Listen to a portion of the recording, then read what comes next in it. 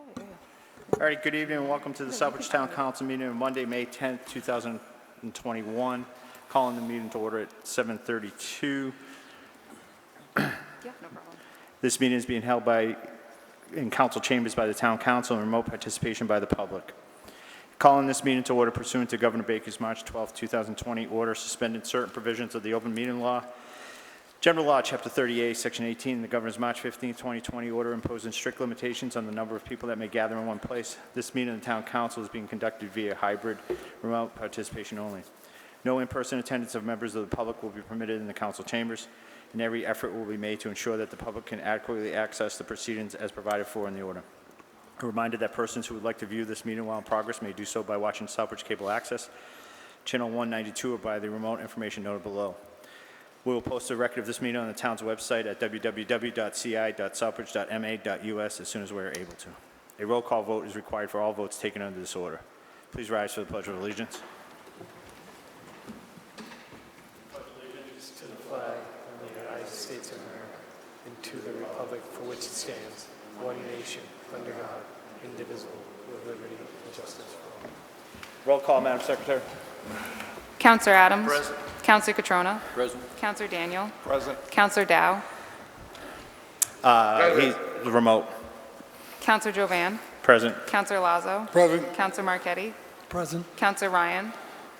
Present. And Counselor Steves. Present. All members present.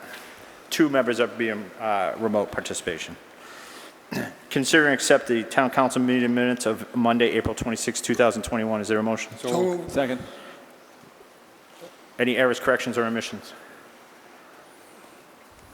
Council Ryan, you all set? I'm all set, Mr. Chair. Council Dow, you all set? Yes, thank you. Any other councilors?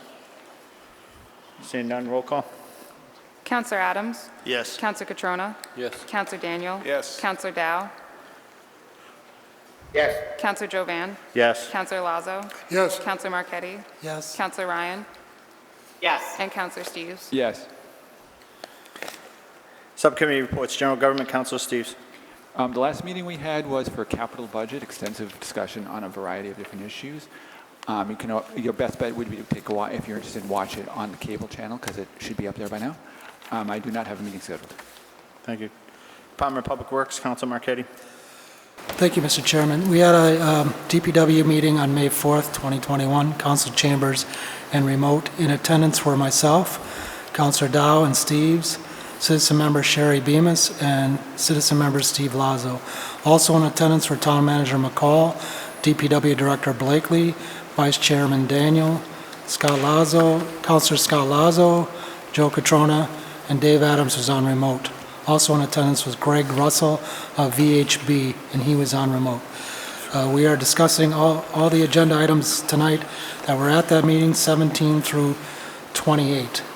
We also discussed an update on the road improvements. The DPW Director explained the bids, the time, the roads to be worked on, and the work to be performed. The full meeting can be seen on cable access and on the Southbridge Cable Television YouTube page. Thank you. Education and Human Services, Councilor Catrona. Thank you, Mr. Chairman. No meetings held, no meetings scheduled. Thank you. Plan and Development, Councilor Adams. Thank you, Mr. Chair. Through you, we had a meeting on May 5th. Agenda items number 29 through 32 are on this evening's agenda, and our next meeting will be held on the 26th of May. Thank you. Thank you. Protection of Person and Property, Councilor Lazo. No report at this time, no meeting scheduled. Thank you. Chairman's announcements. I have several announcements this evening. The Town Council has received the resignation of School Committee member Lori Angers. She has submitted her resignation from the Southbridge School Committee. We received a letter from the Town Clerk's office. The resignation fell after nomination papers had closed. Therefore, they could not post that open position on the warrant for the town election. The open seat will be filled by joint convention of the Town Council and School Committee pursuant to the regulations of the Town Charter. That position will be posted on the town's website. If you're interested, please contact the Town Manager's office at 508-764-5405 to obtain a board committee interest form, or visit the website at www.ci.southbridge.ma.us to complete the form online. A brief resume, along with the interest form, should be submitted to the town manager's office at the Town Hall, 41 Elm Street, Southbridge, Mass. 01550, no later than Monday, May 24th, 2021. So we'll hold that open for that two-week period of time. I have spoken to the school committee chairman, Martina Shea, and confirmed that we will hold a joint meeting, which will be tentatively scheduled based on any parties that express interest in being appointed to the school committee. Meeting will be held on June 7th, 2021, prior to the town council meeting. Reminder that town of Southbridge will be having early voting. That early voting will be taking place on Thursday, May 27th, Friday, May 28th, Tuesday, June 1st, Wednesday, June 2nd, Thursday, June 3rd, and Friday, June 4th. Early voting will be conducted by mail for those voters who would rather vote by mail than go to the polls or the town hall to vote. So by absentee ballot as well. Again, a reminder that the election this year will be held at the middle school, high school on Torrey Road in Southbridge, and not at the community center, as the vaccination clinic is still going on. In regards to the vaccination clinic, the Emergency Operations Center is operating on a limited basis at this time. Our next meeting is scheduled to May 24th, 2021. At that time, I believe we'll be evaluating how we are operating on the EOC given the transitions to Phase 4, Step 2. So we will see how our EOC will be operating going forward. Town was in the red previous week. It moved to the yellow this week. We hope that that stays a positive trend. We are still averaging between 5-7 a day, so please make sure that you use safe practices. Announcement that the vaccination center located at the Armory, or the community center on Armory Lane, will no longer be open on Tuesdays starting May 18th, 2021, and weekends starting immediately. Also, it's been announced that the vaccination center will be open to walk-ins on May 11th through May 14th. Again, no appointment necessary. Walk-ins will be allowed from tomorrow, May 11th through May 14th, from 10 a.m. to 4 p.m. However, there's a disclaimer that the vaccination center has the right to turn people away based on the availability of any vaccines. Again, we'd like to thank Carrington Hospital for the partnership that they have with the town of Southbridge in bringing the vaccination to the community. Finally, just want to announce that pursuant to the Southbridge Home Rule Charter, there will be a public hearing on the 6-year capital plan on capital programs and the town of Southbridge fiscal year 2022 budget. Public hearing will be conducted on May 24th, 2021. Anybody wishing to review the budget is available for inspection at the town's website at www.ci.southbridge.ma.us. The adoption of the budget is scheduled for that evening, May 24th, 2021. I've asked all departments as well as the town manager to limit any additional agenda items for that evening, and that the majority of the discussion will be so that we can take up the budget. And unlike previous years when I had asked, we got inundated with other agenda items, so we want to concentrate on the budget unless there's an emergency that comes up that something has to be taken up. But just that evening will be dedicated to the budget processes, any revolving accounts that have to be set up and approved. So, and that is all I have for this evening. Mr. Town Manager. Thank you, Mr. Chairman. I have two quick announcements this evening.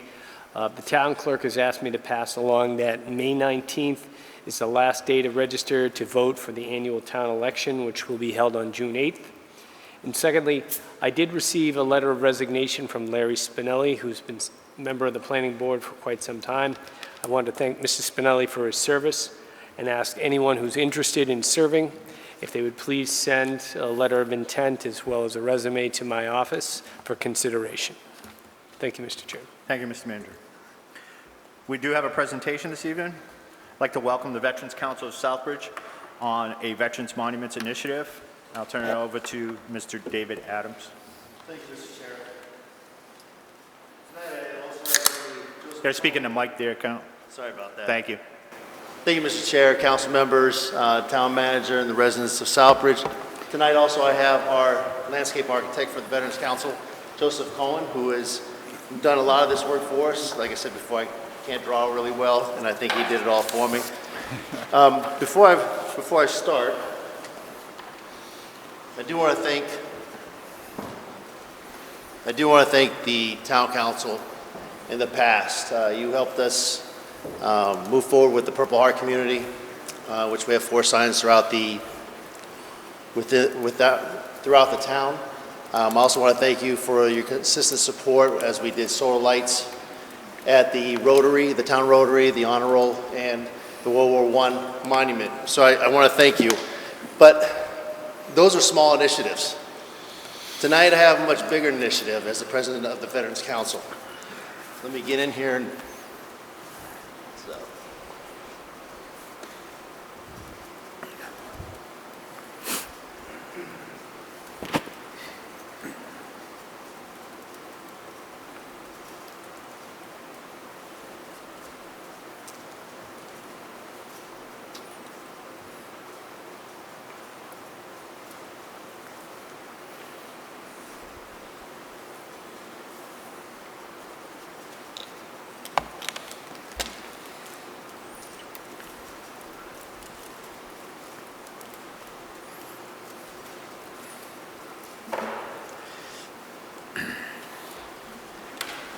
trying to minimize this a bit. There we go. All right. So, as you can see, our title page here is Southbridge Veterans Monument Initiative. It's the conceptual design that we came up with. And I want to give you a little bit of history behind how this design actually came about before I turn it over to Joe as he goes over the actual design itself. So as you can see, some of you can see that I attached some pictures of our monuments throughout the town, either neighborhood monuments or larger monuments like the World War I monument. Over the years, they've started to rot, they've started to decay, even the flagpoles have started to wither away, and we've had to take them down. We've actually had to move some of the neighborhood monuments, which we have 8 in town, to different locations. And we can also take a look at, I have a picture also as well about the accessibility to some of these monuments that we have in town. So a couple years ago, Mr. Trombley, who used to be the Veteran Service Officer for the town of Southbridge, approached me, actually myself and my wife, and had mentioned that for years, a lot of veterans had talked about taking these neighborhood monuments, relocating them in certain areas or combining them in one certain area. So as my wife and I were driving that evening, we had a conversation about it, and we said, why can't we do this? You know, if you take a look at the monuments that are around town, put all over the place, they haven't been taken care of. So knowing that other veterans and older veterans had this conversation about putting these neighborhood monuments in one location during our rebuild of the Veterans Council and our changing of bylaws, one thing that I challenged the Veterans Council with was to come with an idea of how to better our community by putting these monuments in one location. So I actually talked to Ms. Blakely, who was our DPW director, and we had this conversation, and she recommended Mr. Cohen here. And one thing that we talked to Mr. Cohen about was the accessibility and the care for these monuments. Mr. Cohen also was instrumental in our rail trail design as well. And another thing that we talked to him about was not knowing the history behind these monuments, the legacies, the individuals. So when I talk about accessibility, I talk about the Vietnam and the Italian American over at the Rotary, where you have names of those men and women who served our country, but you can't get there unless you are dodging traffic. Hiker monuments, the same way. We also had an issue with some of the neighborhood monuments on the same issues, but nobody knew who these individuals were. And actually, I did a speech a couple years ago on a Mr. Gerard, and come to find out, I believe it was Councilor Daniel's great-great-uncle. And I gave it during Memorial Day, but I would have never known, coming here 11 years ago, that these monuments existed if I hadn't joined the Veterans Council. So, Mr. Cohen came together with a design. Man, I'm going to be frankly honest, at first it kind of threw me for a loop because it was just a lot different than I expected when it came to the design. As we've had conversations with the Historical Commission, as we have talked to different veterans, residents of this community, we found out we just didn't want to do one park. We decided to do 2 parks. And the reason being is because the one park that we actually wanted to get rid of initially has a lot of historical value to this community. A, it's the first park, public park, in the town of Southbridge. B, it's actual Veterans Memorial Park. And the only way you can remove that park, make it into a parking lot, is for the state legislators to vote to remove it. So with that in mind, we decided to keep an agenda with 2 parks.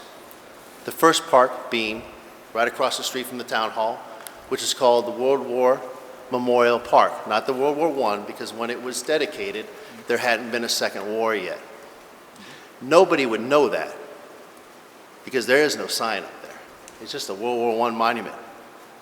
And the flagpole itself is starting to rot and decay, and so is the monument in a sense. So a little bit of history on this is the World War Memorial Park is located next to the fire station, dedicated March 14th, 1938.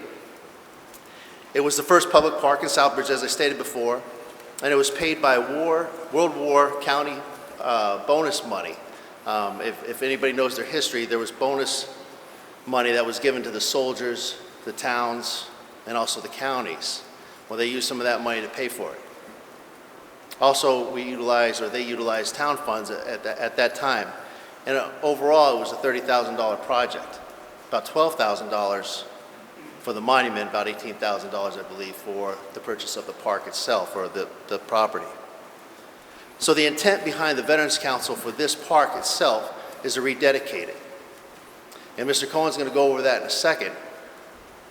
But to rededicate it with new landscaping, ADA compliant sidewalks, clean up the monument itself, flagpole, and you'll see that in the design. The second park is Dresser Memorial Park.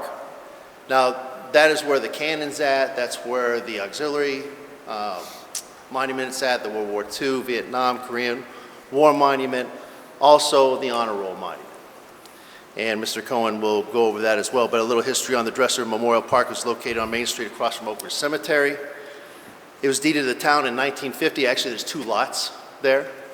The deed was the park is named after Henry C. Dresser. Robert Dresser and his wife, I think it was Judith or Judy Dresser, are the ones who dedicated or deeded that over to the town.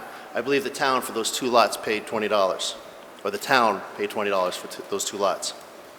Now, the interesting thing about this in the deeds, it can only be utilized for 3 things.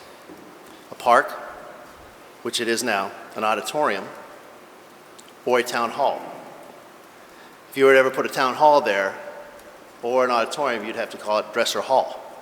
So that's some facts and history behind it, but there are war memorials there right now, or veterans memorials there right now, and so we saw a good fit for this new monument or new initiative to go in. One thing I wanted to show you before I pass it over for the World War Memorial Park is the current locations on a map that, yes, I drew, that I put together. And if you take a look closely, you'll see 7 different locations.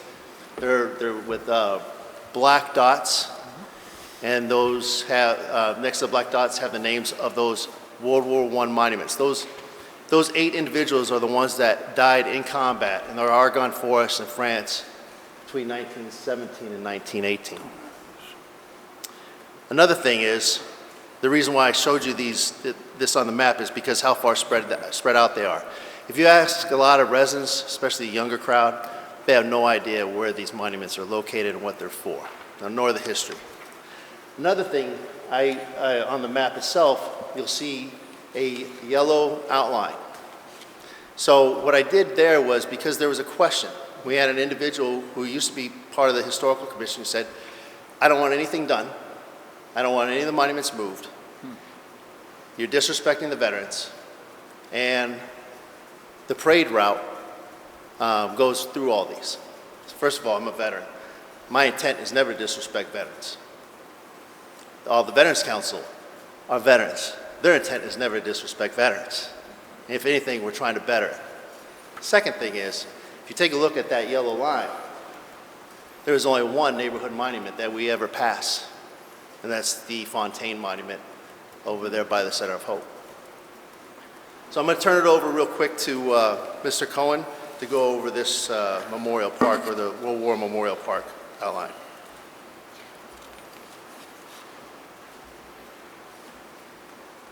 My name is Joe Cohen. I'm a landscape architect, and when Mr. Adams reached out to me about these parks, it's an interesting process because there's so many unique monuments and memorials. Some overlap. The architecture is different, the sizes are different, so it was a really interesting project on both fronts here. But to start off, World War Memorial Park. The centerpiece of this park, well, first of all, most everybody here is familiar, but World War Memorial Park faces Elm Street. It's across from the town hall. The firehouse is on the... It's hard to hear you, so if you could just speak up just a little bit. I don't know if it's the microphone or not. Yeah, is that... Thank you. The firehouse is on the right-hand side. Dresser Street is on the far side with a row of residential houses in between. And the centerpiece of World War Memorial Park is the World War I monument, which you can see in the picture here on the right. It's a granite monument. It has some lighting in it. It's a unique architectural piece, very nice.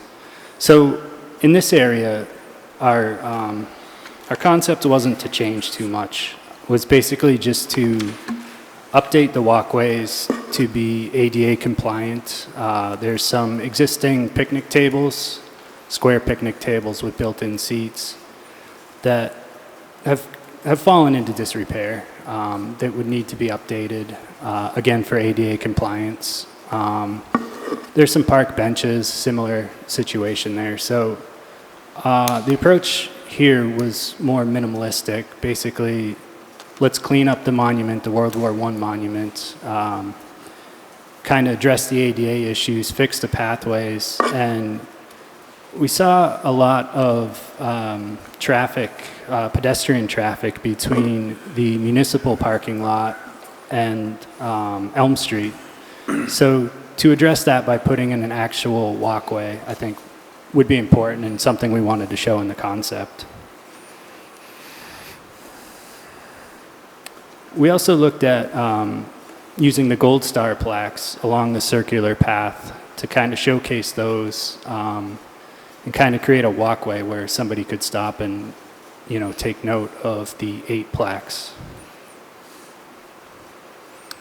On the opposite side of the monument, we thought about creating a small bench seat where somebody could sit and look at this monument. Currently, there wasn't a place to stop. So we envision that similar materials, to match the granite that's there. And then lastly, just to address the existing flagpole had rotted out.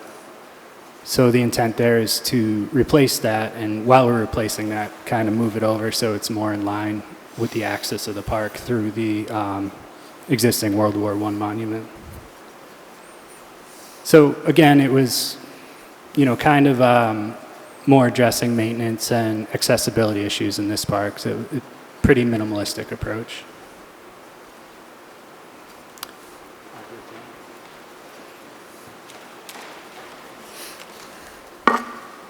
I just wanted to add a couple of things to the War Memorial, or the World War Memorial part.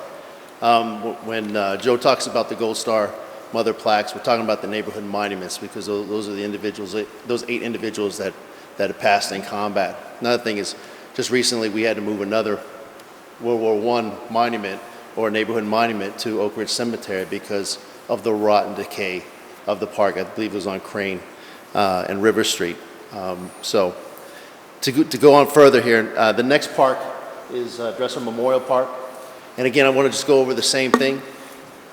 Do this little map here. What we did here was, I just wanted to show that though we have a lot of monuments within Dresser Memorial Park itself, we also have a lot of monuments that are outside of that, i.e. the Hiker Monument. A couple years, there's a huge $4 or $5 million tip project that's going to be a requirement to move the Hiker, or the Spanish-American War monument, to a different location.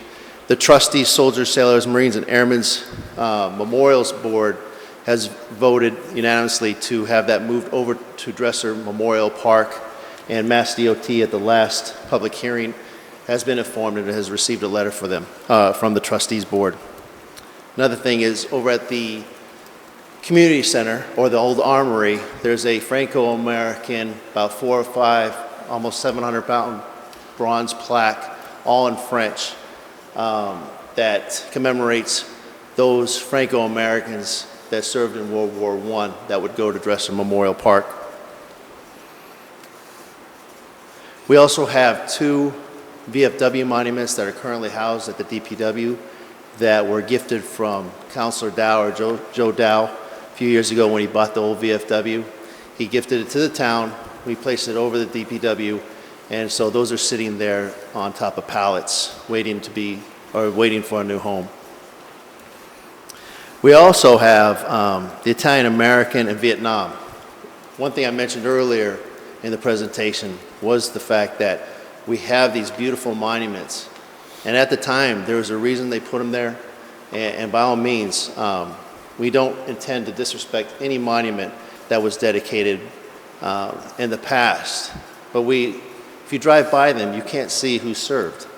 I mean, those are Southbridge residents, they're Italian American residents, they're Vietnam era Southbridge residents who served their country, and you can't drive by there and see the names, nor are you willing to send school-aged children across that way through the Gold Star Mother all the way to the Italian or to the Vietnam monument in fear of getting run over. Nor is there a walkway or a walk path over there. So we have decided we recommended to move those as well to Dresser Memorial Park. And the VFW, some of you remember, the VFW is still looking at providing 1 to 2 new monuments for Dresser Memorial Park in the near future. We're working with Pat Morrill on his ideas to dedicate to the town and gift to the town these 2 VFW monuments as well. So we have quite a few monuments without a home that need to find it. And as Joe will show you in the next design on Dresser Memorial Park, this is the drawing or design that it threw me back for a minute. But I think by the time we had a meeting and other veterans were there, I actually liked the idea. But one thing that I liked about it, there's room to grow. So we've talked about the Polish American monument that's over there across the street from Big Bunny. And if any time it was gifted to the town, there's plenty of room for that, or there's a home for that monument to go over to that park. So I'll turn it over to Joe for this.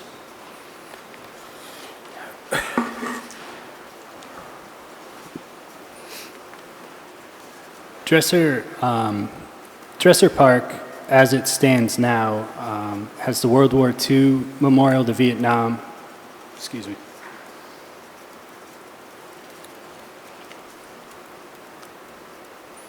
Has the Vietnam Korea monuments, the Veteran Auxiliary monuments, and a cannon display. So currently there's some parking, there's some pathways that are kind of started to fall apart, some granite curbing, decorative curbing on the back side of the sidewalk. It's a good-sized park. It seems fairly underutilized at the moment. The honor roll memorial, is used at Memorial Day. There's service down there. But there's a lot of opportunity on this site to really make a gesture, a big gesture, to include all these monuments and to display them, with the respect that they deserve. So going into this, we kind of wanted to do two things here. One, to create that grand gesture, but also create a park in a traditional sense that has, the park amenities that people come to expect. So on the left-hand side is what I'm calling Memorial Park. Just for the sake of discussion, it's all one park, but that piece there, the inspiration was kind of in the vernacular of a formal parade ground that you would see, at various institutions, town squares, that kind of thing. So we wanted to use that concept and to use the landform in that space to create a park that stepped up in 3 tiers where we could display these monuments and organize them throughout so that it would draw people in. They would see the first monuments, and down on that first tier closest to the road, we anticipate the honor roll memorial to go there. And as somebody experiences that first space, they see the other monuments throughout the park and are drawn further back to see those monuments and explore those and, understand some of the history throughout. So we looked at, different ways to utilize the landscape there, whereas there is some significant grade change. The park goes up about 8 feet through the center access there. So how can we use that to our advantage and draw people in and bring them to a point where they can then get to the top and look out over the whole park and see all these monuments and tributes to, the residents of Southbridge. So the other side of the park, we wanted to address some of the existing parking, which the spaces are small. The ADA spaces are non-compliant just based on their dimensions. We wanted to add some site amenities, some park benches, a gazebo. There was some people that asked for, a spot for a nice gazebo, a picnic area, and then some paths to get people out where there's more passive recreation opportunities or, quiet spaces. We looked at lighting in the park in a similar sense, that we kind of want to frame these walkways in this space and kind of keep a very linear, formal approach. So on the top right-hand side, you can see, kind of a concept idea of the lighting there. We looked at the monuments that were potentially going to move, and we started to place those throughout the park, but I think in all honesty, we need to do some more work there. There's been a lot of conversation in the ongoing here that, some of them I think are going to move, some of them are going to stay. So, whereas this is conceptual level, that's something that we're going to continue to look at. So nothing, is set in stone there. This is just a quick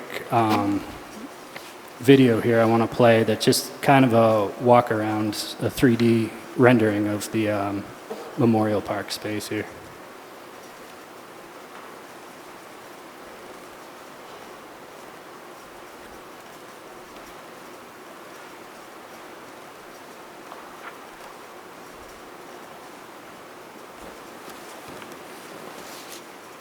So just to narrate, this bottom level would be what you would see coming off of the sidewalk,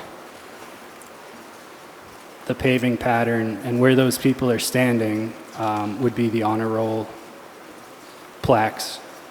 And then as you move in through the space, up the ramps, through the different, lawn spaces, there would be other memorials placed. as you get to the top tier, there's an overlook that looks out back over the rest of the space.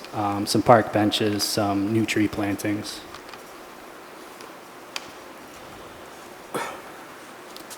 So just a brief look of where we are conceptually on that aspect of the project there.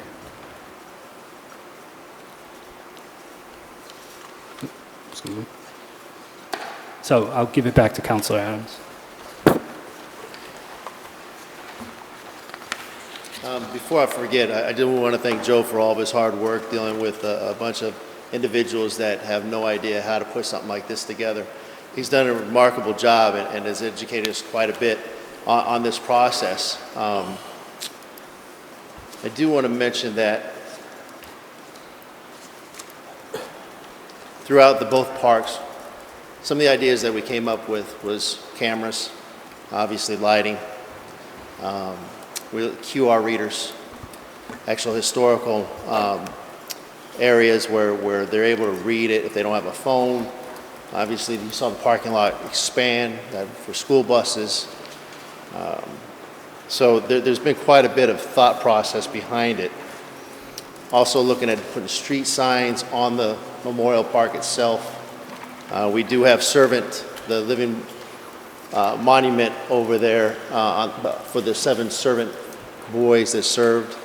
Obviously, we will never move that because it's a living monument, but we looked at doing it as a servant pathway or a servant path with 6 individuals with their names on a gray granite piece, and then one that died in North Africa during World War II with his name on it as well.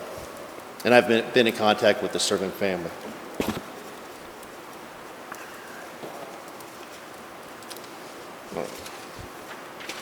So funding sources. So we've talked quite a bit, the Veterans Council, how we would go about doing this. And one thing, because it was our idea and a lot of veterans had partaken, we went from 3 veterans showing up to the meetings to 20 every month. So what we came up with was donations. We're not asking the town of Southbridge or the taxpayers immediately to come up with funds to pay for this. We're asking for donations through fundraising efforts, families, i.e. pavers, benches, gazebos, lights, whatever it may be. Also utilizing the fundraising process of the tiered system through our marketing team, either local or abroad, because there are a lot of not-for-profit organizations, veterans not-for-profit organizations out there that do this and help other organizations, veterans organizations, put these things together. Private grants and in-kind donations. I'm taking a class on Thursday on the Parkland grant and to see if we even qualify as a town to receive some type of grant like that, where we would apply. I think they go up to $10,000 non-matching, and after that, I believe it's matching funds. So we're looking at multiple sources, and if the town council approves tonight for us to move forward, we will start the donation process, the fundraising process. It may take a few days, but we'll start working on that with the marketing team. This hasn't been just the Veterans Council. It's been local residents who have partake in this, historical commission, local historians, the VFW post here, Franklin Realty, his marketing team, he's already assigned a project manager to the Veterans Council to help us out with this. Conventures, events, communications, marketing. Obviously, Mr. Cohen here. Local businesses and our local attorney here who has helped read some of the deeds to make sure what I thought was accurate or not. So it has been a community affair already when it comes to this design, this idea for this initiative. I don't want to hold you guys up any longer than we have to, but I will take any question that you may have to try to answer anything, or ideas you may have, and I can write them down as well. Council Catrone. Thank you, Mr. Chairman. I'll be brief. Councilor Adams, to you and your team, thank you for organizing this and your efforts. Much appreciated, long overdue. Just a quick question. Will you be incorporated, encompassing the 9/11 memorial in this as well? Yes, that's the VFW's responsibility. And Okay. We're trying to make sure we name it properly. We have been in contact with Pat Morrill. We actually are looking at repurposing, talked to Councilor Lazo and his brother about this, the honor roll granite, to see if we could utilize that. That way we can keep it in there and also give a history lesson where that granite came from and what it was used for before. Thank you. I'll certainly be supporting. I think it's number 11 this evening. Thank you. Thank you, sir. Council Steves. Thank you, Mr. Chairman. This looks like a great idea. I know that there's definitely been a need for a lot of those monuments to get fixed up for a long time now, so it's nice to see that. I was curious about a couple of quick points. One is that I think I did mention this to you. Don't forget that the bicentennial time capsule is in Dresser Park. It's tucked right there in front of the parking lot. And the other Yes. thing is that I was curious about. I was thinking about the idea of maybe adding some steps or a ramp access going that back slope going down to Dresser Park Apartments, because I figure that some of our veteran seniors live in those apartments, That's a great idea. and it's a bit of a slope, so you have to do something with it. But And you're right, Councilor Steves, I think that's a great idea. We can probably add that into the design with no problem whatsoever. And I do know a lot of residents do walk in that area, in that's what that I'm park at that time. that's all I had at the moment. Thanks. Thank you. Council Marquetti. Thank you, Mr. Chairman. That's a really beautiful design. The question I had was the honor roll, so that's going to be a different honor roll. That's not going to be the honor rolls that you have there. It's going to be what, flat on that? It looks like a wall there, Yeah, let like me, a semicircle wall. So you're just going to move the honor rolls to that semicircle? so, yeah, if you take a look at, I'm going to try to go back for everybody here. Okay, right here, Yep. this area right here. Right, So it's at a 45-degree angle, if I'm not mistaken. yeah, Okay, and we're 45-degree angle, and we're going to take those large plaques that are on there and put them, but we're going to do it in a timeline. So the first time it'll go across at the 45-degree angle until we run out of space, and then we'll go to the vertical angle just below that as we're moving forward. We are also I know you brought this up before, Councilor Marquetti, we are looking at recoding all these Yeah. plaques as well. so you're going to use the same plaques? Oh, yes, sir. Yeah, okay. Yeah, the hardest thing we're going to have to do is try to figure out, there's small plaques down there that's just been piecemealed together as time has gone on. And actually, I just received a text message from a veteran who asked, can they put their name on this plaque? And so we're going to have to try to figure out timeline. We're going to have to change a lot of things up here. So there's going to be a lot of advertising. But there should be enough room to grow from that point on, unfortunately, for wars to come. And how would someone donate to this? So we have worked extensively with the town manager and the town accountant. The Veterans Council has been agreed to become the conduit between us and the town, because it's town property. We just want to make sure we do the procurement laws and we do everything correctly. By Memorial Day, there will be pamphlets out at the honor roll, and we plan on, that's when the different ideas of donations and where they can go. My plan is to put it on social media, GoFundMe, obviously face-to-face meetings.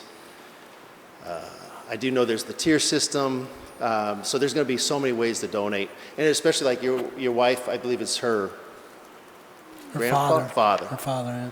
So if it was like a family member, we're looking at pavers as well. So if a family member wants to donate, or if it's just, let's say the Steves family wants to just donate, we'll have pavers out there as well for sale. But there's going to be all kinds of ideas. I will post that on social media. We'll probably put it in the paper as well, and then cable access. While you're digging in that area, look for the 1966 time capsule. because I have been No one's been forewarned. able to find it. I've been forewarned, and a tunnel. All right, thank you. We're looking for a tunnel too, and we want to know what's in the well. Council Lazo. No questions. There'll be plenty of questions as the process goes on. I just want to say thank you very much to the Veterans Council and everybody involved for a great project, because Southbridge's history is always putting a Band-Aid and a Band-Aid, and the intentions are all great. But what ends up happening is this is the first time I've seen a master plan of an implementation for the veterans, which I think is paramount to the town of Southbridge. And it can be a learning tool for the schools when they walk through once it's finished, to understand where we were, where we are, and where we're headed. And thank you very much for you and your great performance here tonight. Thank you, sir. Council Daniel? Thank you, Mr. Chair. I just want to thank you as well for the fine job that you've done in putting this all together, and the architect for thinking outside the box a little bit for a difficult site and putting it all together. I just have a question about the hiker monument. Will that be moving? Yes, because of the TIP project, Yep. the trustees board in town had voted unanimously to move it over to Dresser Park. During the last public hearing for that TIP project, I sat online and Ms. Blakely helped me out. But the official letter from the trustees board went to them, to Mass DOT, to ensure that gets moved either to Dresser Park, or she has kindly offered up her space at the DPW compound to house it for a time being. And so the intent is to move it there right now, yes. Because I think, did I see in one of the conceptual drawings that it's being given a place of prominence in one of the plateaus?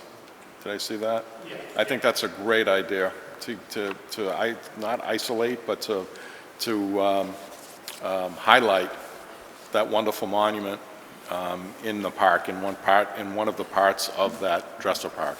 I think it's a great idea.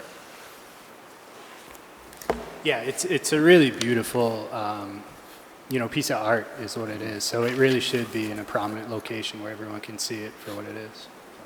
Thank you very much. Councilor Dow, do you have anything?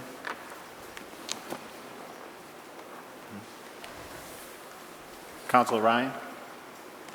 Yes, Mr. Chair, through you to Councilor Adams, I just want to thank him and the Veterans Council for their good work. As always, Councilor Adams comes prepared with details and a lot of work to back up the idea he's proposing. I intend to fully support this, and I thank him and the Veterans Council for a really, really good job. Thank you, Council. Appreciate it. Thank you, Council. Councilor Adams, thank you for your presentation this evening. I know 3 years ago, I think, when we first got on town council, you had brought this to my attention when I first became chairman and asked if I would support your endeavor, and I said full-heartedly that I would. So thank you for all the work that you and your group has done, not only with the Veterans Council, but the trustees, to make sure that these important monuments are preserved in history. I'm also appreciative of the fact that you reached out to those other organizations, especially down where the Rotary is, and moving those so that, because you're right, they are there, but I think everybody that drives by them really doesn't know what the true sense of history for those monuments are. And to develop a park that residents could walk through and around. I see that in other communities, so I think this would be a really great shining point in the community, given the fact that we are doing other work throughout the Main Street corridor. And I know that Southbridge Business Partners has worked on a possible walking trail, and this would all fit into that strategy of a walking downtown Southbridge. So thank you for that. I also want to just state personally the research that you did on these two locations, given the implications on another project that's ongoing in town, that the information that you were able to provide about the history of those locations and some of the drawbacks that we may have for a potential other project, that you shined light on questions that have been brought up for many times, but I appreciate the fact that you did the history on it to make sure that we don't trample what our forefathers in this community have put forth through hard work and votes of previous community members. So I support this. I look forward to working with you throughout this project. Thank you, Mr. Chair. I just want to say thank you to you guys again for allowing me to come up here, allowing the Veterans Council to come up here to give this presentation and take a chance at this. I do want to thank the Veterans Council because, like I said, we start off with about 3 individuals, and we are now at least 20, and they're the newer generation and the older generation, and there's great conversation to be had and a little bit of argument, a disagree to agree or whatever it may be during our meetings on some of these projects that we're working for. But without them, though, I don't think I could have moved forward with anything here. It was a lot of their homework and their dedication, and I do appreciate that a lot. And I do want to say thank you, Mr. Chair. I know it was, less than 6 months ago when we talked about the Purple Heart community. We had a little conversation in Chairman's chats just to plant the seed a little bit. And I do plan on sending this out tomorrow for the community to take a look at as well. So thank you for your time tonight. Council Dow, I see you popped on. Did you have anything you wanted to say? Go ahead. Yeah, thank you, Chair, through you. I want to thank Council Adam for the great work he's doing, because to be honest with you, I was concerned the one when I bought the VFW. Right now I was maintaining them. In the future, if I wasn't exist anymore, who's going to take over and maintain those and respect them? So it was a great idea to get all these, put them in one place and be taken care by organization or the VFW or the town. So thank you, Council Adam. It's great work, great idea. Thank you. Thank you, Council Dow. Any other questions, comments? Okay. Thank you, Council. Thank you, Mr. I'm sorry. Thank you. Thank you, Joe. Citizens Forum. Is there anyone online that wishes to address the Southbridge Town Council on anything not on the agenda this evening? Yeah. Mr. DeLage? Yeah, Ed DeLage, 12 Chestnut Street. And I think this Memorial Park is would be a great asset to the town of Southbridge. I mean, not only for the students that can see what the history is of Southbridge, but also for the residents here or anybody else coming into town. You go into other cities and you see nice parks and memorials and all that, and ones that we never, all scattered all over the place. And Rotary, of course, you can't really look at them too much because you got to watch where you're going and you're going around. So I think it's a great idea, and I look forward to seeing it. Thank you. Thank you, Mr. DeLage. Again, Citizens Forum, is there anyone else? I see an unknown name up there, but anyone else? Maureen's not on, is she, Gus? I didn't get an email. I just want to make sure, because she's...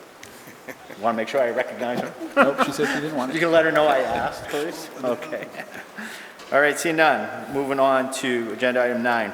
Vote to confirm the appointment of Ms. Lynn DePietro to the Economic Development Commission, effective immediately through June 30th, 2022, to fill a vacancy due to member resignation and pending completion of state ethics training. Is there a motion? So moved. Second. Any discussion? Go on, Let's go to your subcommittee. Thank you, Mr. Chair. My apologies, I skipped number 9 this evening when I was giving the reports. So Mr. Petrio approached me about a month ago about what she could do, gave me some ideas economically for the town, and one thing that I mentioned to her was to become part of the Economic Development Commission, and so, or committee, and I believe it was that same day she went down there and she filled out her interest form. I think she's an asset to the town, to that committee itself, and it was unanimous across on the P&D. Okay. Any other discussion? Seeing none, roll call, Madam Secretary. Counselor Adams? Yes. Counselor Catrona? Yes. Counselor Daniel? Yes. Counselor Dow? Counselor Dow? Yes, sorry. Yes. Counselor Jovan? Yes. Counselor Lazo? Yes. Counselor Marquetti? Yes. Counselor Ryan? Yes. And Counselor Steves? Yes. Motion carries. Item 10, Worcester Regional Transit Authority, WRTA update, Councilor Ryan. Councilor Ryan? Thank you, Mr. Chair. Through you, I just want to thank the chair for allowing me to have this on the agenda tonight. I thought it would be nice to give you guys monthly updates about what happened at the meeting and keep you guys abreast to what the Worcester Regional Transit Authority is doing. I'm going to keep my comments brief. We discussed and released the Title VI WRTA program draft for public review. It's going to be voted on at the May meeting. It is a document in which we are trying to address the inequities we have in the system as it pertains to issues around non-discrimination, race, religion, etc. So that's up for public viewing. We will be voting on that at the May meeting. We adopted the fiscal year 2022 budget for the Worcester Regional Transit Authority in the total amount of $28,891,033. We have seen a overall revenue decrease of 32.4% since the COVID. Right now, our revenue stands at $2,985,430. We are receiving a lot of federal assistance through not only COVID-19 grants, but also the American Recovery Act passed by the current legislature and the president. Right now, as of right now, the rider fee will be returning on July 1st. However, we did have a lot of discussion around whether or not we're going to continue keeping it fare-free. We also discussed, because we're going to be receiving a large portion of monies. As I stated, we've already received $6 million from the American Recovery Act. And we're planning on using that to not only expand current services, but to also possibly do a fare-free program beyond COVID. That's been something that Worcester City Councilor has been really pushing for, and it's taken up a lot of discussion on the board. We also reviewed the administrator, Dennis Lipka. I did not vote on this item because it was my first meeting. I didn't feel it was appropriate. So, but overall, he got an 8.81 out of 10. He was praised for keeping services safe and funded during the COVID-19 crisis. However, it was brought up that he did have some issues around communications with the board. He admitted this was an issue and will continue to work on it, and has submitted a plan. We extended the administrator's contract for the next fiscal year with a 2% increase. It was unanimous. And one thing we did discuss at the end is possible uses for funding. Of extra funding coming from the federal government. One thing I have strongly pushed for is expanding the amount of times the bus service comes into Southbridge, as well as seeing if we can get another bus assigned to our route to help decrease the current time of 2 hours to only an hour in between stop times in which the bus shows up in the community, as well as expanding service into Sunday. So this is something the board is going to have a long discussion about, but I want you all to know I'm going to do whatever I can to expand access to Southbridge and continue to improve the public transit system as it sits here in town. If anybody has any questions or comments, I'd be fine with taking them at this time. Any questions, comments? Councilor Steves. Thank you, Mr. Chairman. Jackie, quick question. Two things, actually. One is, what kind of usage are we seeing for the Southbridge route at the moment? Actually, the Southbridge route, it was brought up during my initial discussion with Mr. Lipka as becoming a member, that the Southbridge route is still one of the most used. Oh, really? Cool. In the least amount of reduction in That's use good. since COVID has happened. It has seen reduction like all other lines, but not to the same degree the Worcester line saw. I think based on our discussion, a lot of it has to do with the fact that a lot of people use it for transportation to work, and that necessarily didn't Good. stop just because it happened. Good. which is why I'm really pushing for that expanded service times here in Southbridge, because a lot of people do rely on it for work. Cool, excellent, excellent. And the other question I was kind of curious about is the shuttle that, I'm not sure if it's still running or not. I don't know if it's tested or just a short period or not. Is that still going on, and what kind of response has that had? The shuttle that was running from Big Bunny over to like Webster and back? It has been getting quite a bit of use. One thing we've discussed is using the federal monies coming in from the American Recovery Act to help fund more opportunities like that, to expand the shuttle service, not only for Southbridge, but to expand it into other communities around Southbridge, which I think would be a big asset, not only to the communities around us, but to Southbridge. So it allows for a lot of economic tourism and a lot of visiting in a way that currently is not happening. Right. So there is a lot of discussion around that. Again, we still have to come up with a full plan once we receive the rest of the monies. It's going to be a little bit under $6 million once all the receipts are done. But that is under discussion. Oh, great. Expansion. Excellent, thanks. Any other questions, comments? Councilor Adams? Thank you, Mr. Chair. Just a quick comment to Councilor Ryan. I think I learned more about the WRTA this evening than I've done in the last 2.5 years sitting on this council. So I thank you for taking the lead on this whole thing. Thank you, Mr. Chair. Thank you. Yes, thank you for the update. I know previously the former town manager sat on that board, but we never had any information come back. So, so thank you for all that information. Everyone here knows I'm big into transparency. Yeah. So if I can help increase government openness and transparency and provide you guys a monthly update and the public a monthly update, I'm more than happy to do that. Thank you. Thank you, Councilman. Moving on.